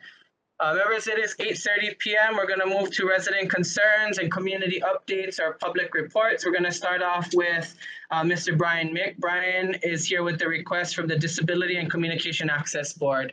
Brian, the time is yours, sir. Hi, thanks for having me, Chair, and good evening, everyone. My name is Brian Mick. I am with the Disability and Communication Access Board. We're part of the State Department of Health. Prior to that, I was both a neighborhood board member in Ala Moana, and prior to that, I was a neighborhood assistant and other positions in the Neighborhood Commission office. And I was the NA back to the Waimānalo board way back in 2005. So it's been a while since I've been back, but thanks for having me. I just wanted to talk about 2 web pages that DCAB recently created. I'd reached out to all the chairs, and a few of them have asked me to come and talk about them. So one of the many programs that DCAB runs is the disability parking program. So we oversee the administering of the placards and special license plates. So most people are sort of familiar with those. And we do contract with the city and county actually to do some of the issuance from the satellite city halls, so that we have a issuing site basically in every part of the island. Although we are not responsible for enforcement, that falls to the parking enforcement agencies, primarily the county police officers. However, we often get calls from people that observe vehicles or with the placards that are misusing them. Either say the placards might be expired or the vehicle is parked in the access aisle instead of in the parking space. And we also get calls from people who observe parking lots with parking spaces that are non-compliant with the design requirements. So maybe there's not enough of the spaces, or the signs are missing, or the paint is faded, things like that. And so what we did to try and help people report these things to us, again, even though we're not an enforcement agency, we will try and reach out to permittees and remind them about the proper use of their placards, or we'll reach out to property owners and remind them of what the ADA requirements are for the accessible parking spaces. We basically created 2 web pages. See if I can get this one up. This is for if someone sees a misuse of a disability parking permit. We ask, of course, for as much information as we can, sort of a description of what the person sees. Here's some of the possibilities. Again, placard looks like it's been altered. Sometimes people try and change the expiration date on them to buy themselves another year. Again, the vehicle being parked in the access aisle is a common one.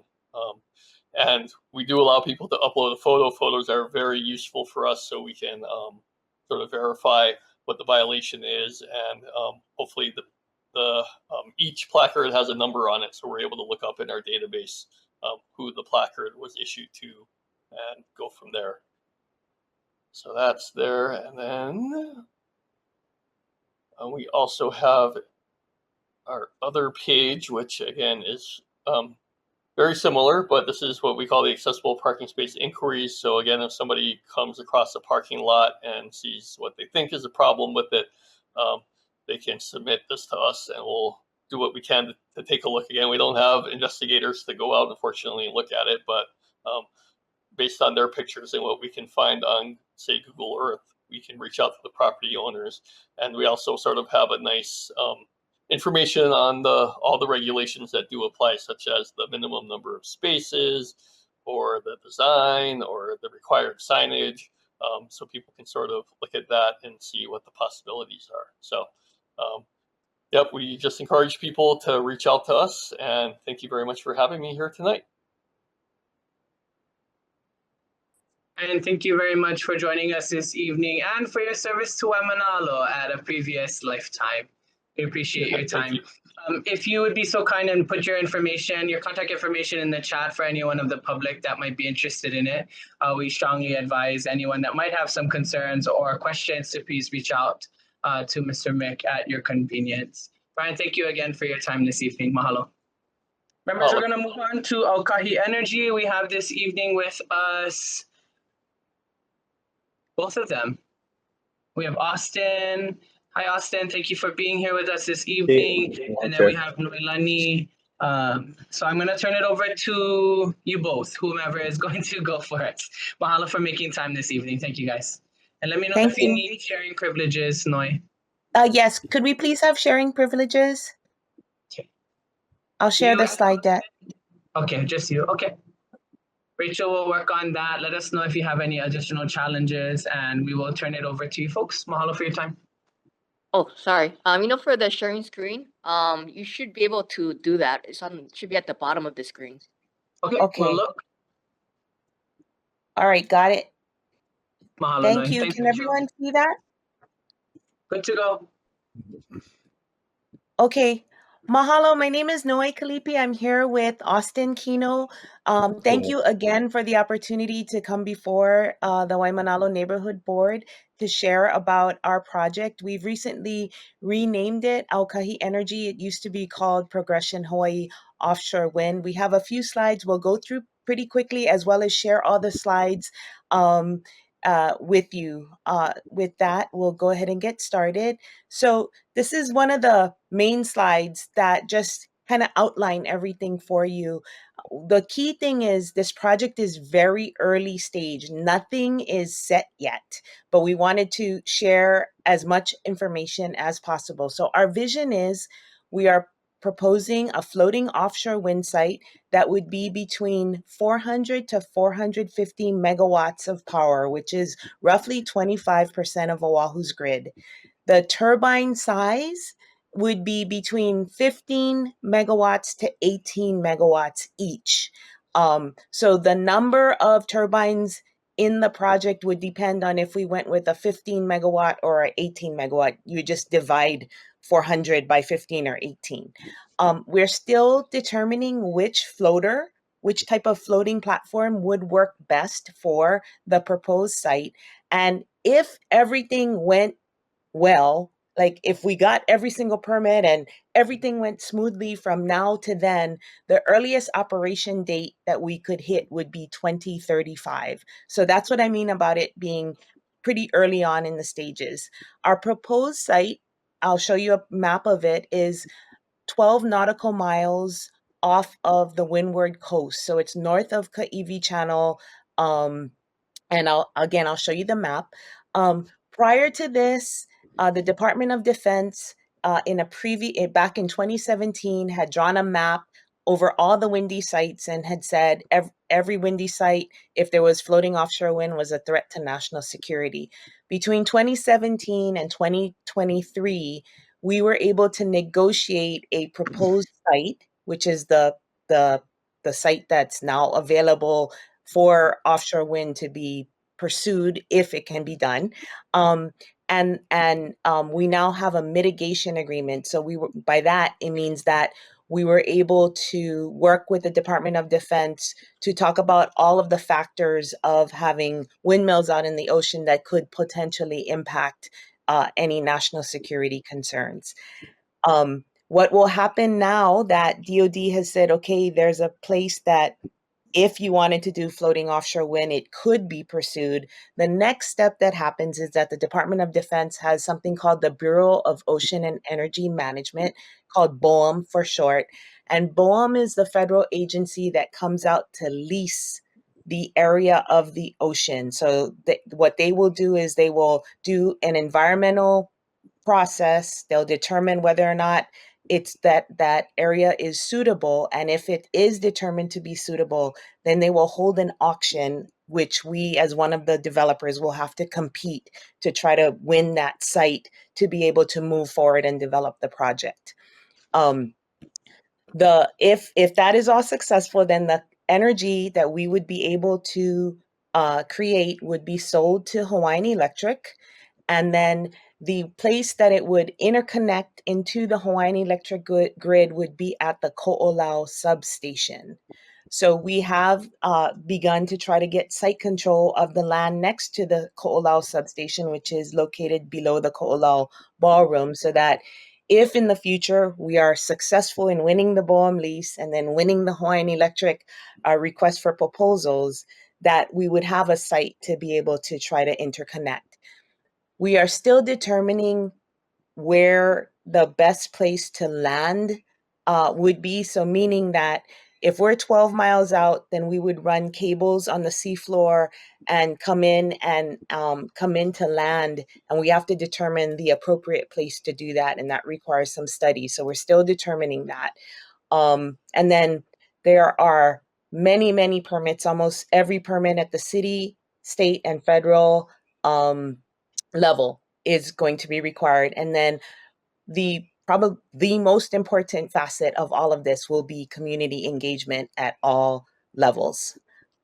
Just real quickly running through this, the reason why it's challenging for Oahu to meet the renewable portfolio standard and decarbonization mandates is largely because of the population density, the many competing priorities for land, and the fact that the easy projects are done. So now any project that's done is going to create a change for people. And so there's a lot of lack of trust, negative experiences, and lack of inclusive processes to co-create actions.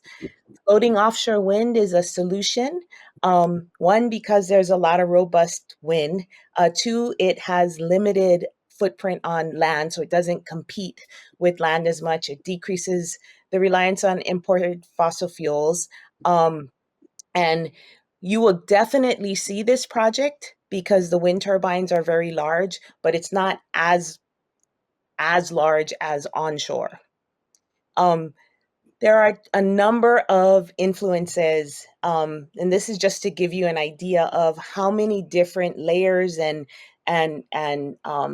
areas that this project impacts, right? So again, community participation and engagement will be key to seeing if this project can reach the success endpoint in 2035, hopefully. Ancestral knowledge, cultural practices will play a big deal.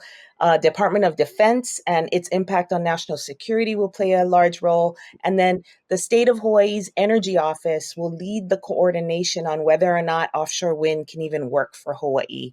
And then there are the varying processes that I already referred to and the many studies that will be involved.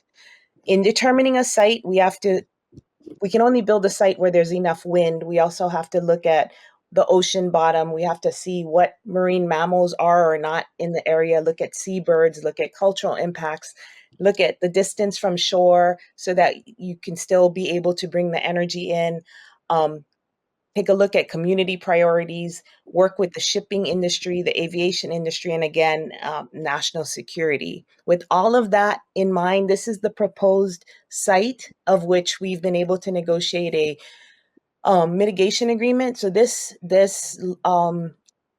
area in black is a 43 square nautical mile area, and we would need to develop the project within that area. So the next stage is that last month in May, BOEM, which is again Department of the Interior, announced its intention to conduct a lease sale for Hawaii in 2028. So that's what the latest announcement has been. And what we're coming to share is not only did that announcement get made, but we're going to ask for the BOEM lease to be moved up to 2026 for the competition to move up to 2026, largely because we can't complete the project by 2035 if the lease happens in 2028, and the HECO plan for connecting offshore wind to Oahu is set for 2035, and I'll talk about that a little bit more. We have this floating buoy, the LIDAR buoy. It's that has been in the ocean for about 15 months collecting data. This is the data that it's collecting. And while we cannot share the wind data, i.e. how much wind is being, how fast the wind is, et cetera, we can share things like the wave height direction, the currents, and all of that some of the other data. And so we are looking to create partnerships with anybody who is interested in that, because we'd like to share that as much as possible. This is just but this is a timeline for one of the permitting processes. This is BOEM, which is the federal process. And this shows you that there are 3 kind of deep dives into environmental permitting before the project can be authorized to move forward to construction. And this process itself takes about 8 years. So that's also why we're asking to move the BOEM auction from 2028 to 2026. This is the estimated project timeline that we have so that you can see what are the factors that we are juggling in this, right? So there's ongoing community dialogue, and that's the first arrow because that's the most important piece. And then there's the Hawaiian Electric competitive process. So we expect Hawaiian Electric to do what's called a long-term RFP or request for proposals next year, where they'll be asking for any project that has a long-term, like ours, connection to the grid to come in and compete for the opportunity to sell power to Hawaiian Electric. Then we also have the BOEM leasing process. So we will have to compete against any developer that wants to come and do offshore wind here. And then then we have another 5-year permitting process and another 2-year permitting process after that. Then in addition to that, all of the state and county permitting before we would get to construction. So Hawaiian Electric's integrated grid plan that has run for the last 4 years has planned to connect floating offshore wind in 2035. Again, the reason we're asking for BOEM to do its lease auction by 2026 versus 2028 is so that we can try to meet that deadline. Our approach is comprehensive and inclusive and big picture. We really see Aina as Ohana, and we are looking at proactive engagement and long-term dialogue, which is why we have come to the neighborhood board repeatedly. One thing we really want to stress is we're not asking anybody to support us in this project. It's too early for a yes or no on floating offshore wind. What we are looking for is for people to work with us to identify all of the concerns, all of the questions, so that we can really study that as we determine how to be able to move forward to make sure offshore wind can actually be a reality for Hawaii moving forward. We are working on a community participation process. So in some of the projects that we've developed previously, members of our team, we've had people say, don't just come talk to us about benefits. We want to be a part of every aspect of the project. So we are designing a process around the question of what does participation in a large scale utility project mean, from development, construction, operations, and decommissioning. So the entire life of the project. And then we are also looking at, many times project teams take a look at the project risks for the project. We are also taking a look at and wanting to work with community on what are the project risks to the community. Because if we can identify what the concerns are and if we can identify what the risk is to community, we can start at that point in determining how do we mitigate that risk and building out all of the, all of the ways to make sure that there is authentic and real benefit to the communities who are impacted. So this slide has some of the potential opportunities, but it could be many beyond that. It needs to be co-designed. This is a list of some of the potential opportunities as well that can lead to what's good about floating offshore wind for Hawaii: energy self-sufficiency, workforce development, educational opportunities, etc., and creating a new model for community participation in projects. Our project team is Progression Energy and EDF Renewables, and our Hawaii team is here. All of us live here except for Admiral Dennis McGinn. We consider him part of our Hawaii team because he works so closely with us.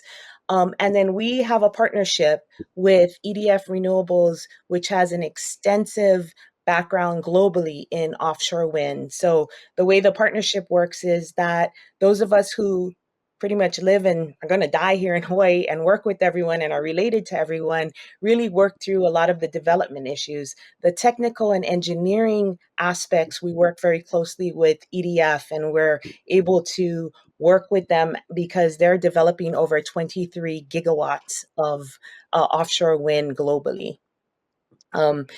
We renamed our project from Progression Hawaii Offshore Wind to Aukahi,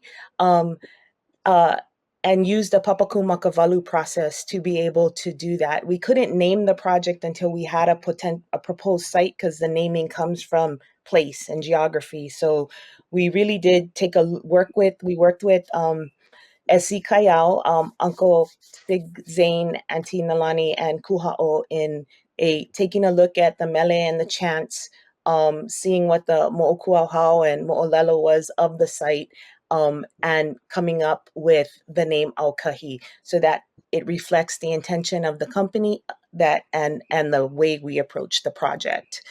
The key takeaways are that we welcome all input, positive, negative, neutral. We are especially interested in concerns so we can study them and determine if and how they can be addressed moving forward. We are working as hard as we can to create many more opportunities to interact with any interested stakeholder. We're not asking for a yes or no. We are asking for help and mana'o in identifying all aspects and all questions for the project.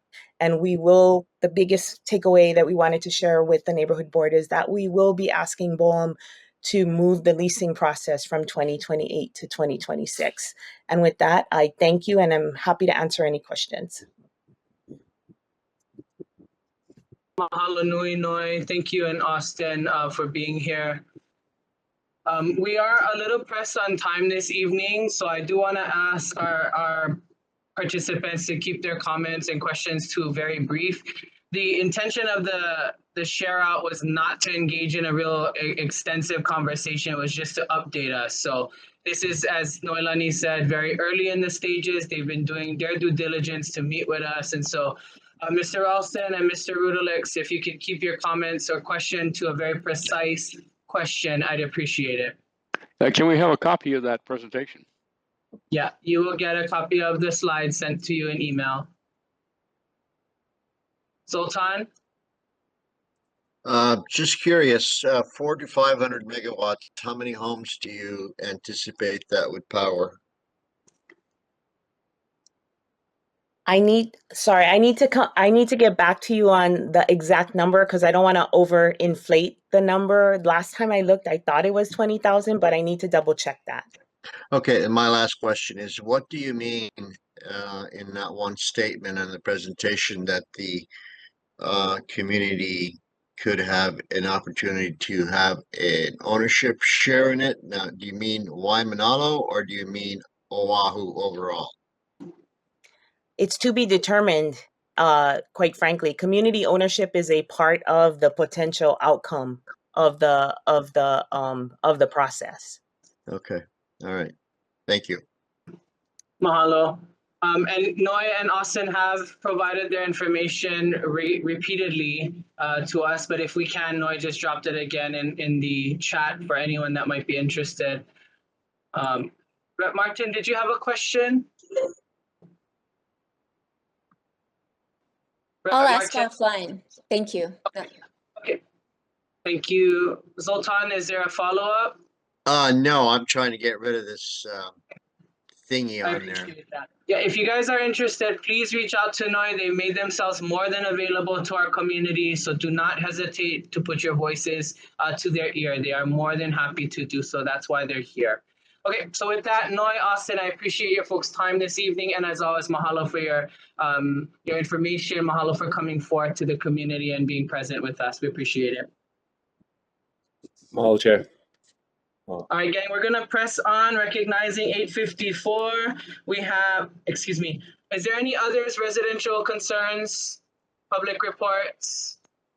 Mr. Singler? Aloha, can you hear me? Yes, we can, thank you. Okay, aloha, my name is Carl Singler. I live along Old Kalani Rowley Road and the Upper Road in the Norfolk neighborhood. This is the older neighborhood, not the newly constructed one. In attendance with me is also Marcia Sulson, the president of our Neighborhood Homeowners Association, and Ilani McCabe. I'm here tonight to ask the board's consideration on two initiatives concerning Kalaniʻoli Highway and Old Kalaniʻoli Road.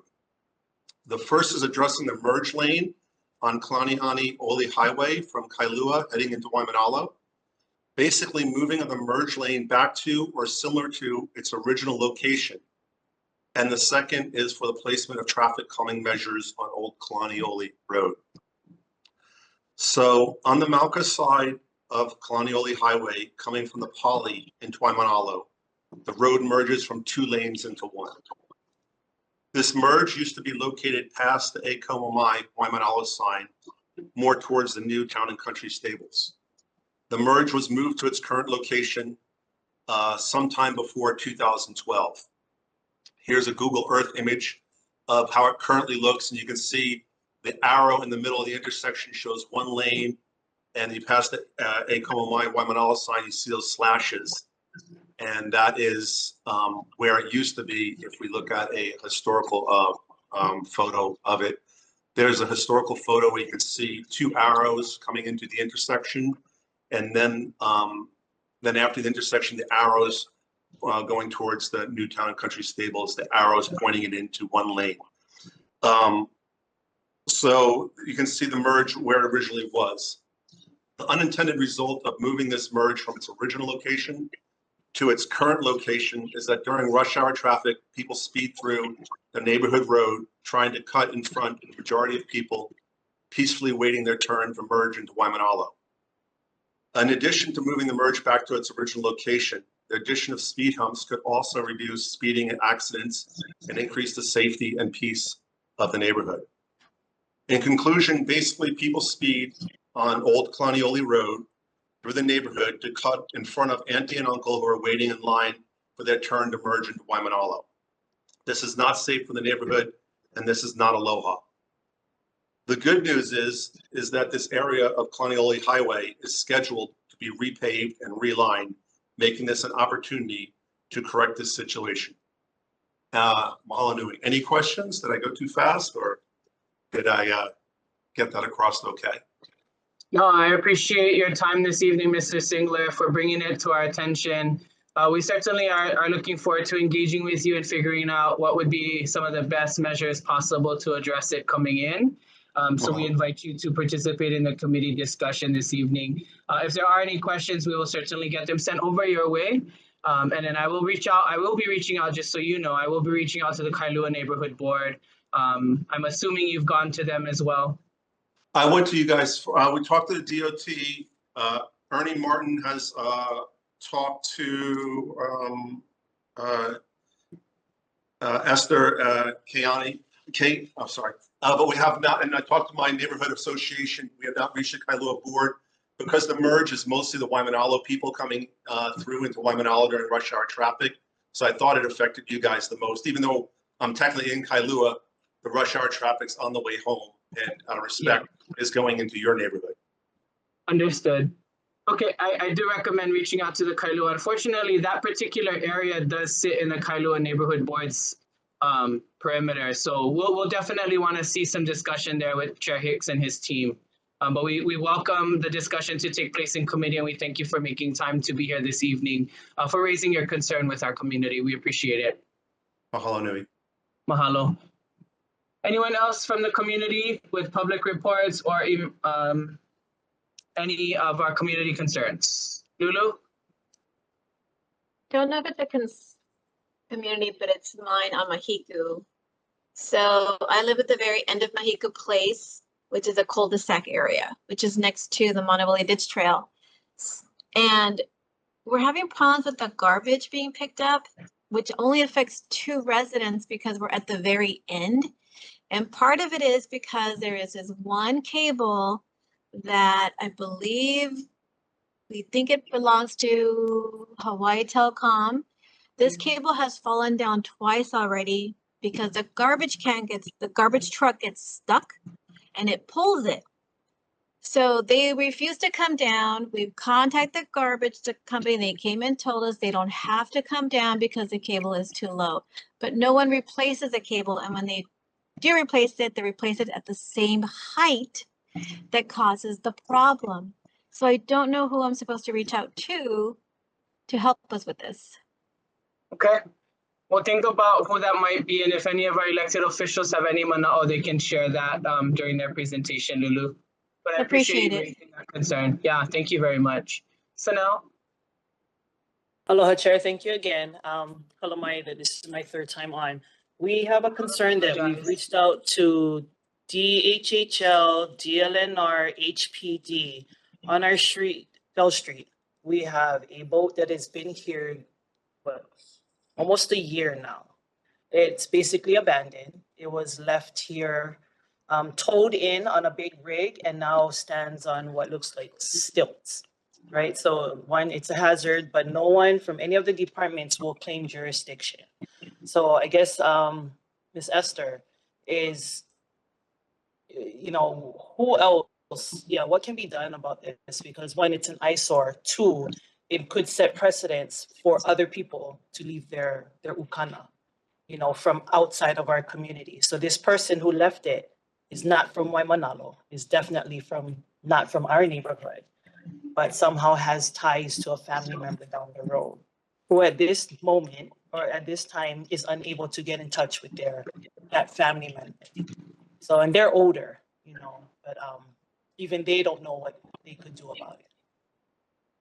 So I'm not sure, Chair, if you have any suggestions about that as well. Mahalo. Mahalo, Sanel. I think the first suggestion I would make is just to document it on the Honolulu 311 app. And that way we can get a rejection from the city and county to tell us that state, and then we can pursue that. So Sanel, why don't you contact me and we can talk offline a little bit about what might be some options for us to consider. Mahalo, Chair. Will do. Aloha nui. Mahalo, dear.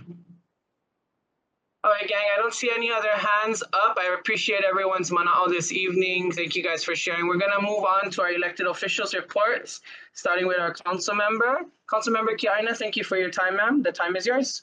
Thank you and good evening. For Sanel and others, in addition to the 311 app, my office does follow up, and sometimes it's a very complex issue. So, and of course, if it's another Kuleana, the managing director's office actually tells us as well. So I just wanted to say that. I wanted to mahalo everyone who came to our town hall on May 30th. There were several issues that are raised that my staff and I are still working on to respond to the community. I will continue to work with Parks and Rec and the Department of Design and Construction with regard to a status report on both the contracting process for the pavilion as well as the comfort station. And Chair, I know via email you have asked for a community meeting with the Department of Interior's Bureau of Ocean Energy Management. And as I stated, I have already reached out to BOEM DC, and the regional director has responded. They're very interested. I am waiting for some proposed dates for you. And as Noi Kalipi had stated, I know that their company is kind of way ahead of the game with regard to transparency with the community. But I do believe that given the role that BOEM will be playing, that it is prudent for them to be able to come out now so that they can start educating the community about what role they play in general in the country, as well as potentially for this specific time frame. And then, of course, to also discuss what Noi mentioned with regard to moving up the timeline. My only other item that I wanted to talk about, if people didn't see in the news last week, there is 10 acres of land, city land, residentially zoned on Kalaheo Hillside that has not been utilized by the city for over 60 years. And while there has been previous opposition to efforts by the city to put it on the market at fair market value, which is about $10 million, or from certain developers who've wanted to build housing there, I did feel that given that Hawaiian Homelands is not just for Native Hawaiians, but for affordable housing, that the city undertake its due diligence to potentially transfer the land to the Department of Hawaiian Homelands. And so I introduced a measure, Resolution 24-151. Irene's going to put it in the chat box. I, of course, am working with the Kailua Neighborhood Board, but given the fact that we have a significant Hawaiian Homeland beneficiary population in Waimānalo, I'm asking for your support. If all is said and done, and it is determined that it is not a good fit because some of the sloping issues, then I will accept that. But I do believe that we need to do our due diligence. And so I hope to move the resolution in the next couple of months. I do have the support of the mayor. And what will happen is the Department of Budget and Fiscal Services will deem it surplus. And the idea is to give it to Hawaiian Homelands. And so I just wanted to flag it for you because I think it would be nice to have more Hawaiian Homelands along the windward side. And that's my report. Mahalo, council member. Thank you very much.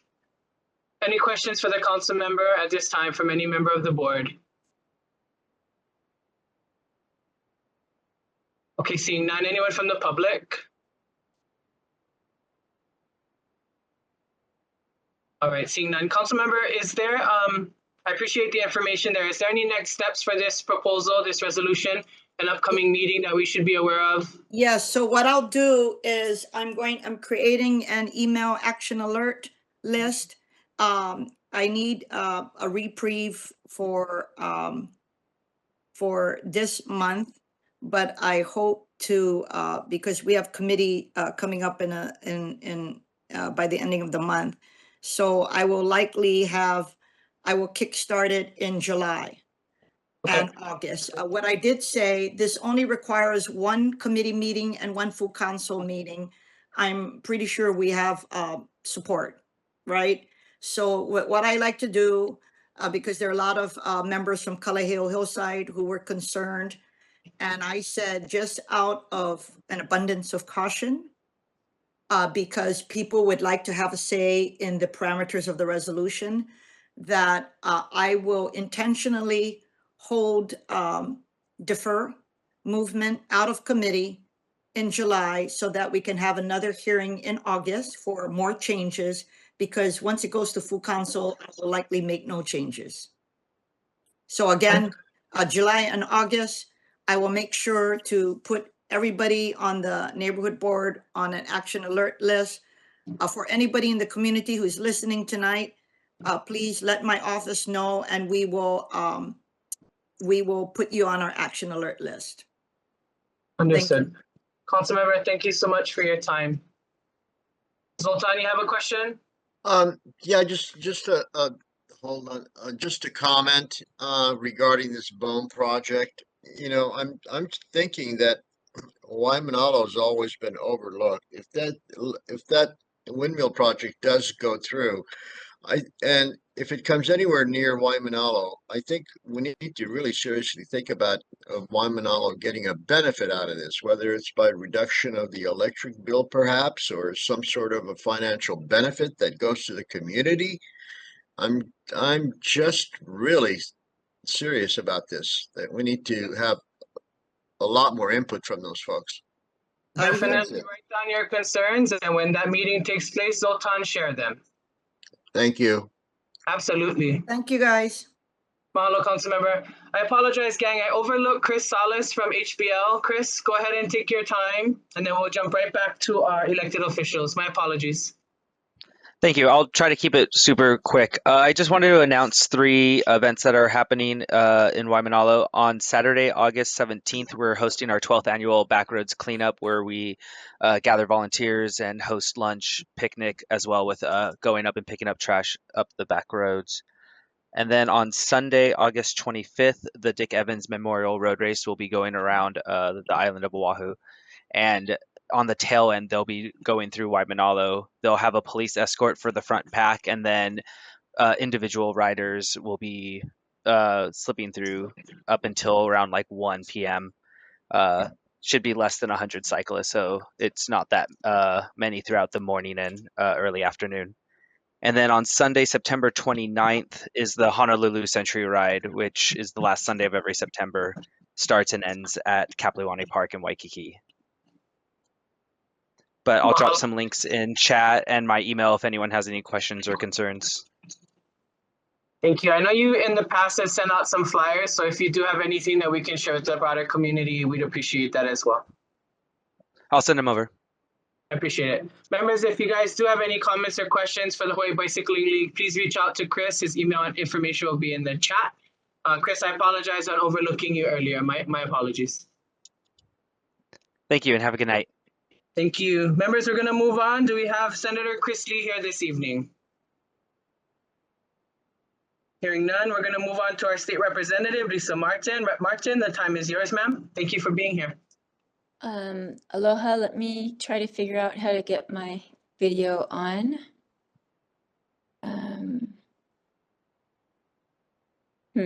Okay, never mind. Oh, here we go, start video. All right, so I just shared a whole bunch of information in the chat. I get a lot of information in, and so I hate to keep it to myself when I think some people might benefit from it. But what I wanted to mention verbally is that they just finished work, DLNR finished work on the Waimānalo Ditch Trail, and also going up the hill, I don't know what you folks would call that, but I call it the Jeep Trail. And the goal was to make it more friendly to equestrians, so horseback riders. So they cleared a lot of trees, especially albizia trees. and graded the road. I think they really tried hard to break the road up so that water would run off frequently in many different spots so that you wouldn't get ponding. And it'll take some time before the road settles in. If there are hot spots, which I'm sure there will be, that end up being messy, we can go through next year after the rainy season and do maintenance work to try to fix those. So I hope that trail ends up being much more user-friendly and that our Waimānalo community, whether it's hikers, horses, or bikers, can enjoy it. I also wanted to mention that I'm sure you folks have been seeing in social media and on the news that we do have CRB in Waimānalo.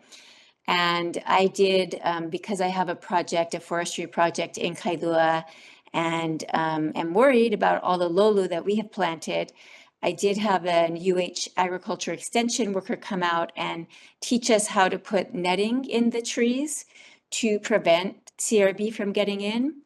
And if anybody wants to do that for their trees and wants to learn how, because there is technique involved, please come to Hamakua Marsh in Kailua any Monday between 4 to 6. We have a weekly drop-in volunteer event then, and I'd be happy to show you how to use the netting to try to protect your trees.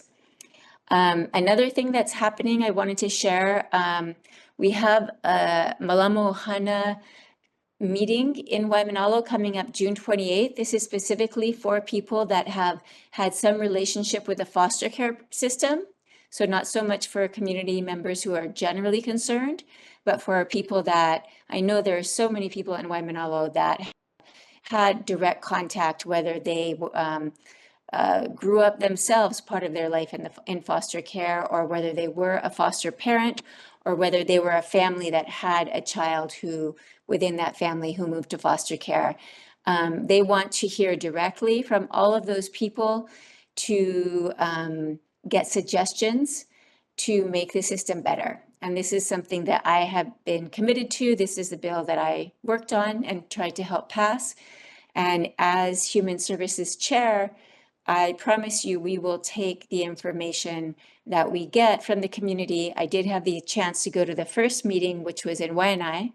I unfortunately will be at a conference during this meeting, but the recommendations were very actionable, and I'm very excited for how we, improvements we can make.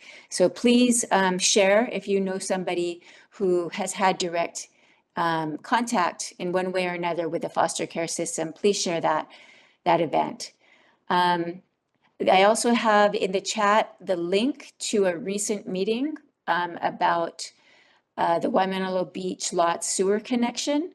It's not going to happen for a long time, but it's something that people need to plan for financially, and they also should plan to not put in a septic system between now and then.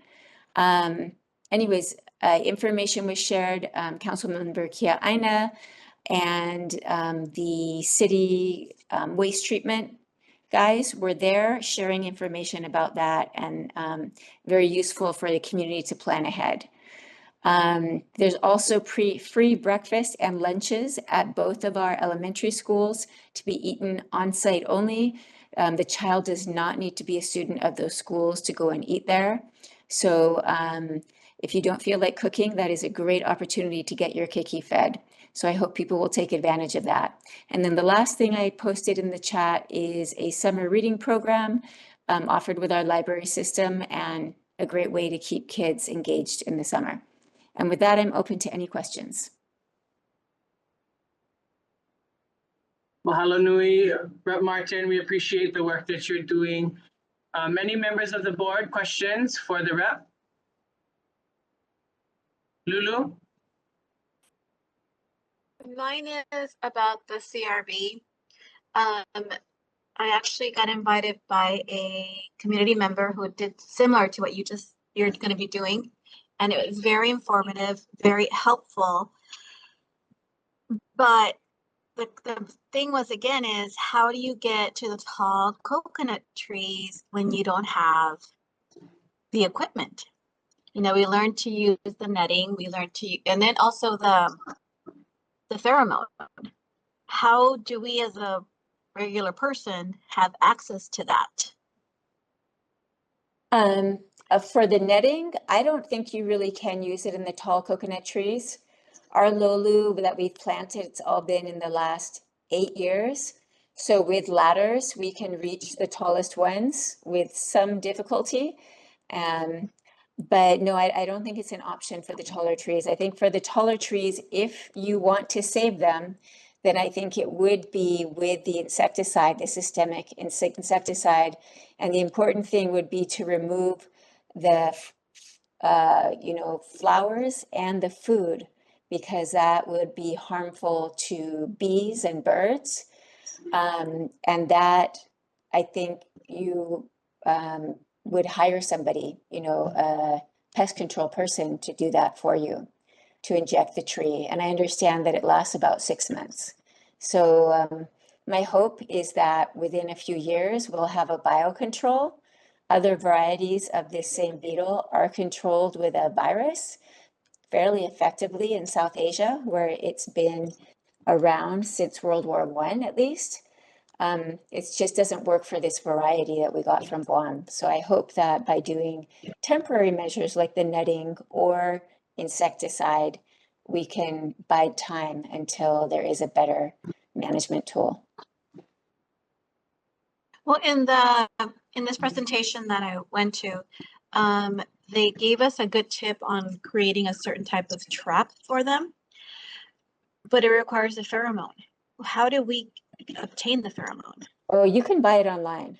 I can help you. I can send you, I actually have a picture of it. I can send you, since I have your phone number. Oh, perfect. I can text it to you. Okay. Okay, Hello. great. We're going to take Zoltan, and then we're going to take Karen, and then we do have to push on. We have one more presentation to do. So Zoltan?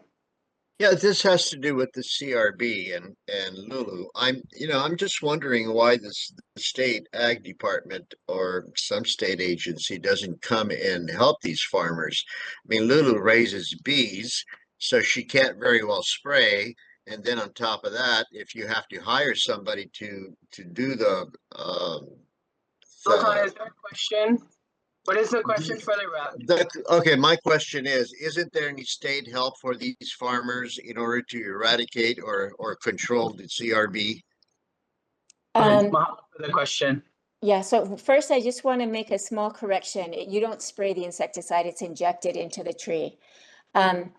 So the answer is there are some grants right now that the Department of Agriculture has put out asking for community organizations or individuals to apply for those grants to help, mostly probably with mulch management, but that could be on private property of our farmers to help them with that. So the answer is the Department of Agriculture is trying. Is it too little, too late? I will not argue against that, but that is what they're offering right now. They are making that effort. All right, thank you so much.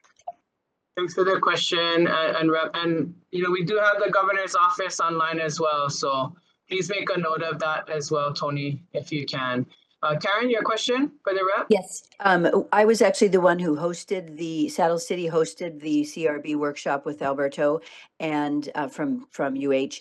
And we actually can net the tall trees, but you have to have a bucket truck. And so one of our neighbors, all of the Saddle City neighbors got together, as well as some people from farm lots and other tree trimming agencies, and came to our place. A demonstration of a tall tree being netted was shown. It just requires a bucket truck. There's just not any other way to do it. And we also made traps and covered mulch piles with the netting. So I do have the resources for the netting and the pheromone. Sorry, Lulu, I'll get that to you. My question is, we can't afford either for our 23 trees to hire a bucket truck or whatever. And so I really think it would be in everyone's interest if some state or local agency were to provide access to bucket trucks so we can net the tall trees, because the golf course, for instance, next to us has dozens of tall trees. And we have 3 trees that have evidence of a beetle. One of the neighbors has several dead trees. I know Lulu said she has a number of dead trees. So I think that the time is now to somehow get the some agency to pay for these trucks, and it's a once a month process. You have to check your netting once a month. Okay, Karen, so is that question to the representative? That's to the representative or anyone else on the line who could authorize bucket trucks to come and help us net our trees. So I'm going to take that as a suggestion rather than a question, and thank you for the suggestion, and I will take it back to DOA. Thank you. And then to the representative's previous comment, HDOA has offered a $25,000 grant. So it might be good and in our interest if there's an organization that wants to pursue, definitely looking at some of these opportunities, we should definitely have that conversation in the community. So, yeah, I mean, somebody's grant application could be going around with a bucket truck to help people net their trees. I agree. Representative, we appreciate your time and service. Mahalo as always for your patience and being here with us this evening. Thank you. Always a pleasure. All right, gang, we're going to move on to our governor's rep this evening. And I need to apologize to Tony. Last month, I completely skipped him after the presentation. So Tony, my apologies on the agenda. We're going to turn it over to you now with your update and then the presentation from Dobar. Thank you. Thank you, Chair and community. In the chat box, I will drop in the governor's June newsletter. And to Rep. Martin's point, there was grants available. The first round of grants have been made available by the Hawaii Department of Ag to encourage the neighborhood organizations to join the battle against CRB. DOA released the grants back in May, a press release about the grants back in May, and due to the need to get the resources out, they had the applications open for about a month. Unfortunately, the grant application closed June 7th. But I wanted to reassure everyone, I spoke to DOA today, there will be other opportunities for the community to apply for future grants. So there's more funding, and I'll be sharing that once they become available. In addition to that, in the newsletter, there's a article about governor celebrating the Ililani condominium project being opened and completed. It's a 328 unit project with 197 affordable units at 1 and 2 bedroom apartments in downtown Kaka'ako. So there's more information on that in the newsletter. So share that if you know of anybody that's interested. And also there's some more information, a link to FESPAC activities, which run until June 16th. So take a look at that. As a follow-up to our April 8th meeting, there was a request to have DLNR's Division of Boating and Ocean Recreation to do a presentation on the organization's Kuleana and allowable activities in Waimānalo waters, particularly around Makapu. So online, we do have Bruce Swartz, who's the Dobar Oahu District Manager. So I just wanted to thank Bruce for coming on tonight, and he's going to share with us a little bit about their responsibilities and answer any questions that we may have. Thank you. Thank you, Tony. Welcome, Bruce. We look forward to your presentation. Mahalo. Thank you for inviting us to the Waimānalo Neighborhood Board meeting tonight. I'm Bruce Swartz, the Oahu District Manager for the Division of Boating and Ocean Recreation with the DLNR. The Oahu District as managers of 5 facilities and about 4 launch ramp facilities. The 5 small boat harbors located around the island you may be familiar with, and the launch ramps at Waimānalo Bay is probably the closest facility to your neighborhood, of which I am part of, living in the Kamiluiki Valley of Hawaii Kai. I have been with the board, with the Division of Boating for about 4 years now.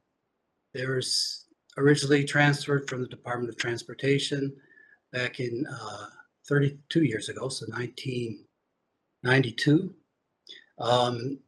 The responsibilities for our office primarily deals with the management of the facilities and issuing various permits, use permits for various activities, ocean-related activities. Our jurisdiction, if you will, is encompasses the coastline of Oahu, about 227 miles from what I found on the Google. But the primary use permits are commercial use permits for various activities. We issue and review film permits for the film industry.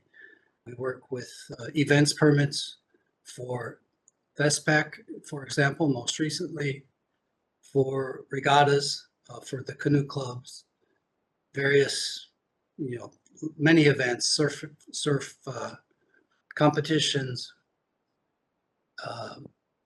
swimming contests, and you see them on a weekly, if not more often, going on throughout the year.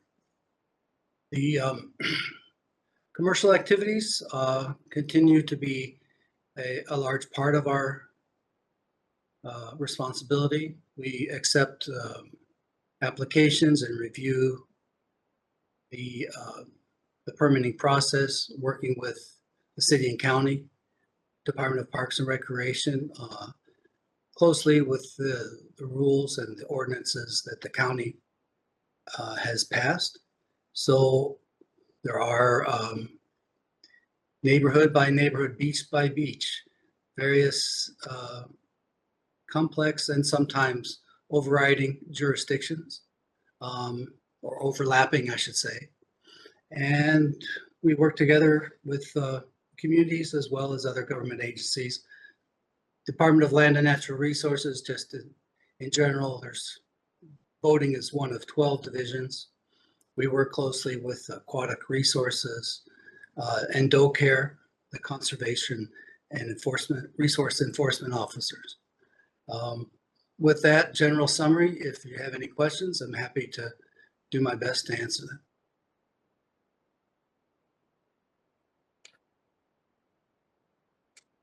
Mahalo nui, Mr. Swartz. We appreciate the information that you shared. Clearly, our investment in Waimānalo waters is our priority. And so I'm sure we will take a look at what you shared this evening and think about ways that we might be able to better engage with the division when it comes to things that take place in Waimānalo waters. If you would be so kind, we'd love to be able to contact you or your division. If you could put that information in the chat, we'd appreciate that.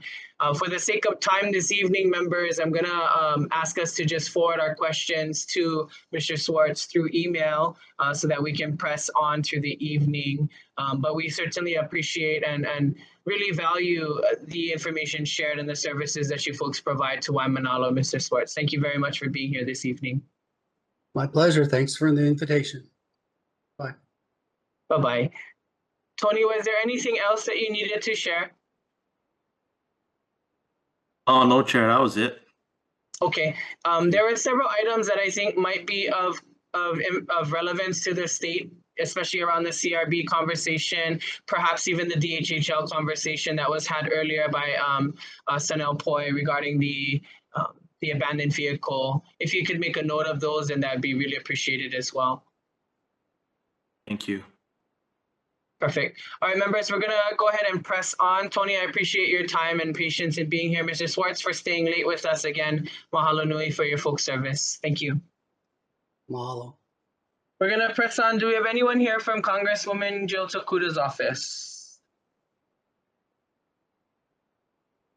Okay, hearing none, we're going to press on. Members, our board business, again, because we do not have quorum this evening, still recognizing only 6 members present, we will have to defer that board business items to our next meeting. I will advise our next meeting is the July meeting, so it is a restart of our system, so we'll have to spend some time going through making some decisions about locations and committees and all of those things.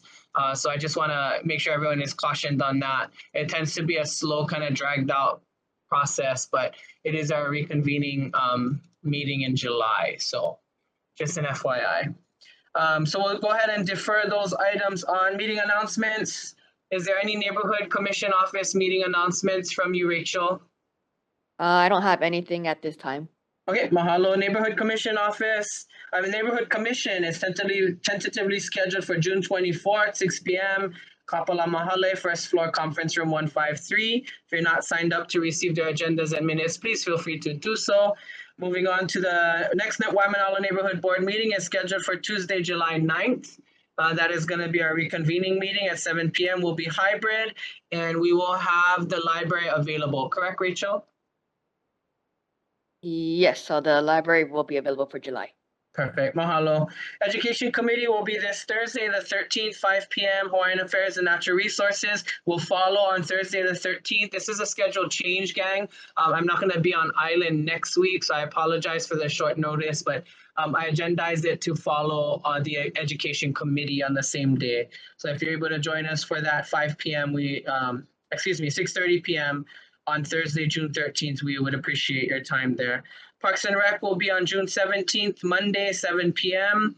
And Waimānalo Community Plan will be following that on the 18th, 7 p.m. All of these meetings will be on Zoom and hybrid with the Waimānalo Public Library Conference Room as our meeting space. Our 2024 Olelo broadcast schedule. Meetings are broadcast on Olelo 49, Channel 49 on the fourth Monday of the month at 9 p.m. and on the first and third Saturdays of the month at 3 p.m. You may find video replay available. There is a link to do that. Please feel free to visit the NCO website for additional information. The next Hawaii Kai Neighborhood Board is scheduled on the last Thursdays of the month. Kahalu'u Neighborhood Board is scheduled on the second Wednesdays. The Kaneohe Neighborhood Board scheduled on the third Thursdays. And lastly, our Kailua Neighborhood Board meeting is on the first Thursdays of the month.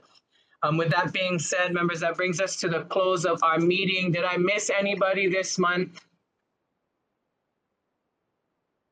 Okay, hearing none, I'm going to ask if we can have someone close us in Pule this evening. That brings us to the end of our agenda. Auntie Brenda, do you mind this evening closing us in Pule? Sure, I'll be glad to do that. Hello.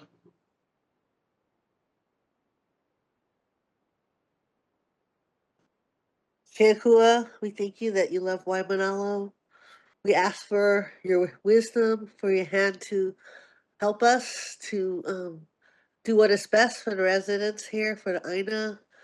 We ask for strength for those that are working on different things and for unity as we work together.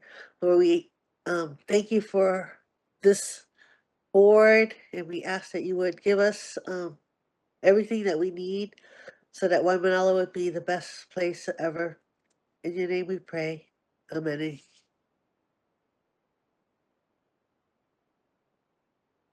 Mahalo nui, Auntie Brenda. Members, that brings us to the end of our evening. We'll go ahead and close our meeting and adjourn at 9:35 p.m. We hope you folks have a wonderful rest of your night. Visit some of the FestPac festivities, mask up and be safe.